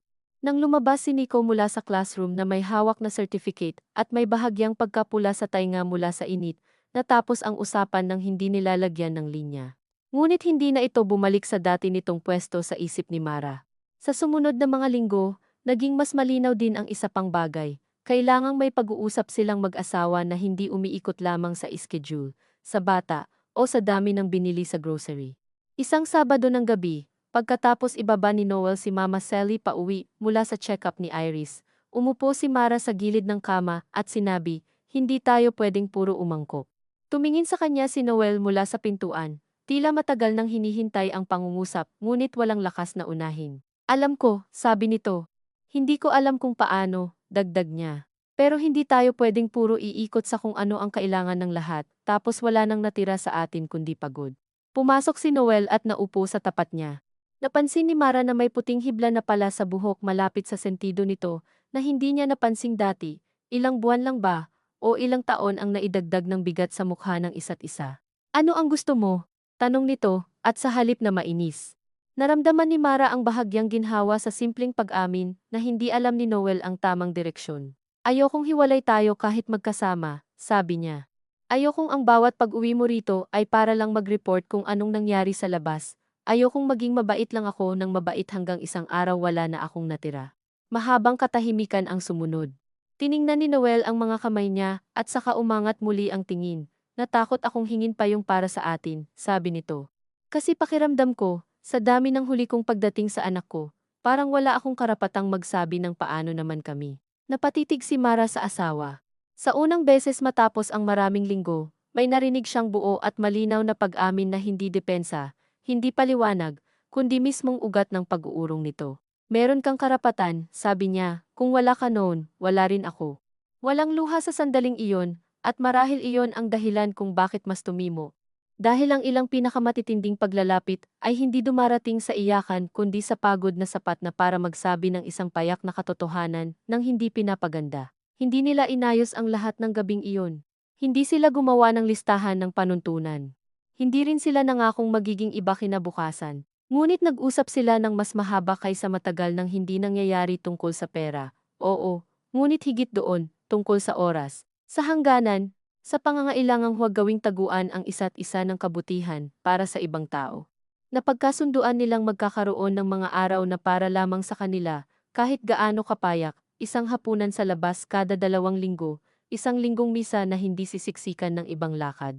Isang pangakong hindi kailangang bigyan ng detalye ang bawat sugat sa mismong oras na sariwa pa kung hindi pa handa ang isa. Hindi iyon dakilang solusyon. Ngunit sa mga pagsasamang hindi na bata, minsan ang pagpili ng maliit at malinaw ang pinakamatibay na anyo ng pagpapatuloy. Si Nico rin ay tila dahan-dahang natututo sa bagong ayos, bagaman hindi nila nilagyan ng pangalan ang lahat sa harap niya. Dumating ang isang hapon na habang naghihintay si Noel sa labas ng art supply store, at si Mara naman ay hindi sinasadyang napatigil sa tabi ng sketchpads, lumapit sa kanya si Nico at iniabot ang isang lapis. Mas maganda po yan, sabi nito, hindi agad napuputol. Kinuha iyon ni Mara at natawa ng mahina, ang unang tawang hindi pilit sa presensya ng bata. Paano mo alam? Mabigat po kasi yung hawak nyo, sagot nito, at saka bahagyang napahiya sa sariling pagsasalita. Mas okay po yung may grip. Napatingin si Mara sa lapis, saka sa bata. May mga pagkakataon talagang ang kabaitan ay hindi dumadating bilang malaking eksena, kundi bilang isang murang lapis na iniaabot ng batang maingat pa ring magbasa ng paligid. Salamat, sabi niya. Hindi iyon simula ng kung anong madaling lambot, ngunit sa pag-uwi niya ng gabing iyon, napansin niyang isinama niya ang lapis sa kanyang pouch ng mga gamit sa trabaho nang hindi ito iniiwan sa gilid ng mesa. Maging si Mama Silly ay nagbago, hindi sa paraang lubos na nagbura sa lahat ng dati niyang pahiwatig, kundi sa paraang humina ang dating pananabik na laging may bilang ang lahat. Minsan, dumalaw ito at nagdala ng suman para kay Mara ng walang kasamang biro, walang tanong kung kailan sila magkakababi, walang pagbanggit sa apo na lalaki. Nang makita nito sa ibabaw ng ref ang isang lumang plastic box ng crayons na binili ni Noel para kay Nico at pansamantalang naiwan, hindi nito iyon ginawang senyas upang magsimula ng bagong sermon o bagong lambing. Tumingin lamang ito ng ilang segundo, at saka nagtanong kung gumagana pa ba ang refrigerator nilang matagal ng maingay. Sa simpleng hindi panghihimasok na iyon, may anyo ng pagbawi na hindi perpekto ngunit mahalaga pa rin. Dumating ang araw na dinala ni Noel kay Mara ang maliit na supot na puti, na matagal na niyang itinago sa pinakailalim ng drawer, sa ilalim ng mga lumang resibo. Tahimik nitong inilapag iyon sa kama, gaya ng paglapag sa isang bagay na hindi dapat biglain. Nakita ko, habang naghahanap ako ng warranty ng rice cooker, sabi nito, tiningnan ni Mara ang supot. Hindi niya agad hinawakan. Napakalayo na ng pakiramdam ng araw na iniabot iyon ni Mama Selly bilang biro at utos at pagnanais na nakadamit sa iisang bagay. Ngayon, matapos ang lahat, ang maliit na barong sa loob ay wala ng iisang kahulugan. Hindi na lamang iyon simbolo ng kawalan, ng panghihimasok, o ng maling pag-asam, naging paalala ring iyon ng dati niyang bersyon ng sakit, iyong sakit na umiikot sa kawalan ng bata, bago pa dumating ang mas komplikadong anyo ng sugat na may mukha at boses. Marahang binuksan ni Mara ang supot at inilabas ang barong. Napakaliit pa rin ito, napakaputi. Napakalinaw ng layunin para sa mundong hindi naman malinaw. Anong gagawin mo? Tanong ni Noel. Hindi siya agad sumagot. Dinama muna niya ang tela sa pagitan ng mga daliri, at sa unang pagkakataon ay hindi na purong galit ang dumating. Lungkot pa rin, oo, ngunit mas tahimik na, mas malawak, hindi na nakatutok lamang sa sarili niyang kakulangan. O sa maling hilig ng iba, hindi ko alam. Sabi niya sa wakas, pero ayoko na siyang itago na parang multo. Tumango si Noel. Magkasama nilang ibinalik ang barong sa supot, hindi na sa pinakailalim ng drawer kundi sa mataas na shelf ng aparador, kung saan hindi ito araw-araw mahahagip ng mata, ngunit hindi na rin kailangang ibabaon sa mga papel na walang saysay. Walang seremonya roon, walang paglilinis ng sugat, ngunit habang ginagawa nila iyon, naisip ni Mara na marahil ito ang hitsura ng ilang uri ng paghilom, hindi paglimot, hindi pag-alis sa bagay na nakasakit, kundi ang paglalagay nito sa isang pwestong kaya mo nang daanan, nang hindi tuwing daraan ka ay kailangan mong duguin. Lumipas pa ang ilang buwan, at dumating ang Disyembre nang hindi nila namamalayan na papalapit na pala. Sa Pilipinas, laging may kakaibang paraan ang Disyembre sa paglalantad ng mga puwang sa pamilya sa dami ng handaan, sa mga kantang tungkol sa tahanan, sa mga ilaw na tila naniniwalang dapat mas masaya ang lahat sa parehong oras. Ngunit may sarili ring awa ang panahong iyon, binibigyan ka nito ng mga gawain na kayang paghatian. Nagsabit si Noel ng simpleng parol sa may bintana. Bumili si Mara ng murang table runner na pula, dahil luma na ang dati. Dumalaw si Nico at si Liza isang hapon, para mag-abot ng bibingka galing sa palengke, at hindi naging madali ang pagbisitang iyon, ngunit hindi na rin ito mapanakit sa dati nitong talas. Si Nico ay naupo sa gilid ng sofa at pinagmasdan ang maliit na Christmas lights na matagal nang kumukurap sa may estante. Parang drawing po yung ilaw, sabi nito, at halos sabay silang napatingin ni Mara sa salamin kung saan may refleksyon nga ang maliliit na kulay na parang linya sa madilim na papel. Nang paalis na sila, nag-abot si Mara ng maliit na lalagyan ng ensaymada na siya mismo ang bumili sa bakery sa kanto. Para sa inyo, sabi niya kay Liza, hindi siya ngumiti ng malapad. Hindi rin nagkunwari ng anumang pagiging malapit na wala pa naman doon. Ngunit tinanggap iyon ni Lisa sa paraang parabang naiintindihan ang laki ng inabot na maliit na bagay. Sa gabi ng Noche Buena, hindi sila nagtipon sa iisang bahay na parang naglalaro ng perpektong pamilya. Pinili ni Liza at Nico na magdiwang ng simple sa kanila at dumaan lamang sina Noel at Mara ng maaga para maghatid ng fruit salad at kaunting regalo. Pagkatapos ay umuwi silang mag-asawa sa apartment at sinalubong ang Pasko sa sarili nilang tahimik na paraan, may hamon sa mesa, may kaunting keso de bola, may mahinang tugtog ng lumang Christmas playlist ni Noel, at may pagod pa rin, oo. Ngunit hindi na kasing gulo ng dati. Nang hating gabi, habang sa labas ay may mga batang nagpapaputok ng maliit na kwitis at ang kapitbahay sa kabilang unit ay paulit-ulit sa parehong karaoke song. Naupo si Mara sa tabi ng bintana at pinanood ang mga ilaw sa kalye. Lumapit si Noel at umupo rin, hindi nakasandal sa kanya, ngunit malapit. Salamat, sabi nito, halos tulad ng dati, ngunit iba na ang bigat. Huwag mong sabihin na parang utang, sagot niya. Hindi ko rin alam kung anong tawag, sabi nito. Naisip niyang marahil, hindi naman kailangang lahat ay may tamang tawag agad. May mga bagay na kailangang mabuhay muna bago pangalanan. Tumingin siya kay Noel at nakita roon ang mas malinaw ng pagod, ang kabutihang minsang naging dahilan ng higit niyang sakit, at ang pagiging hindi perpekto ng lalaking ito, na siya ring dahilan kung bakit hindi madaling tapusin ang lahat sa isang simpleng hatol. Hindi pa tayo maayos, sabi niya, hindi bilang banta kundi bilang katotohanan lamang. Alam ko, sagot nito, pero nandito ka pa. Tumango siya. Nandito pa ako. Hindi iyon pangakong habambuhay. Hindi rin iyon romantikong pagtatapos para sa lahat ng sugat. Isa lamang iyong tapat na pangungusap sa gitna ng isang gabing masyadong maraming tao ang nagpapanggap na kumpleto ang lahat basta't may ilaw at pagkain sa mesa. Pagkatapos noon, wala na silang masyadong sinabi. Sa halip ay sabay nilang pinanood ang maliliit na ilaw sa salamin, ang refleksyon nilang hindi lubos na magkadikit ngunit hindi na rin magkabilang dulo. At naisip ni Mara na marahil hindi niya kailanman matatanggap ng ganap ang paraan ng pagdating ni Nico sa buhay nila, gaya ng hindi rin niya kailanman ganap na makakalimutan ang matagal na kawalan na nauna rito. Ngunit sa loob ng mga buwang itinawid nila, may nabuo ring ibang uri ng katotohanan, na ang isang bata ay maaaring hindi galing sa iyong katawan, ngunit tumama pa rin sa pinakamaselang bahagi ng buhay mo. Na ang pagpapatawad ay hindi tuwid na daan kundi serye ng maliliit na desisyon na hindi mo minsang namamalayang nagawa mo na. At na ang ilang pagsasama ay hindi inililigtas ng malalaking pangako, kundi ng paulit-ulit na pagpili na huwag gawing kasinungalingan ang anumang natitira pang totoo. Sa malayo, may sumabog na munting paputok at agad ding napawi ang tunog. Sa mesa sa likod nila ay nakapuwesto ang mga basong hindi pa nahuhugasan, ang kutsarang may bakas ng fruit salad, ang napkin na bahagyang nilukot ng kamay ni Noel. Bukas, iigib muli sila ng tubig, magbabayad ng bills, sasagot ng mensahe, haharap sa mga panibagong pag-aayos na hindi pa rin madali. At sa isa sa mga drawer ng aparador, tahimik na nakatiklop ang maliit na puting barong, hindi na bilang hula sa magiging anyo ng pamilya, hindi na rin bilang utos ng kung sinong matanda, kundi bilang isa sa maraming bagay na natutuhan nilang itabi nang hindi itinatanggi. Habang sa kabilang bahagi ng lungsod, ay marahil natutulog na si Nico sa tabi ng sketchpad niya, at dito, sa apartment na matagal ng puno ng mga puwang at mga simpleng bagay, nananatili si Mara sa tabi ng lalaking hindi niya ganap na nawala ngunit hindi na rin maibabalik sa dating anyo, at sa mismong hindi ganap na kalagayang iyon, sa harap ng bintanang may salamin ng kaunting liwanag.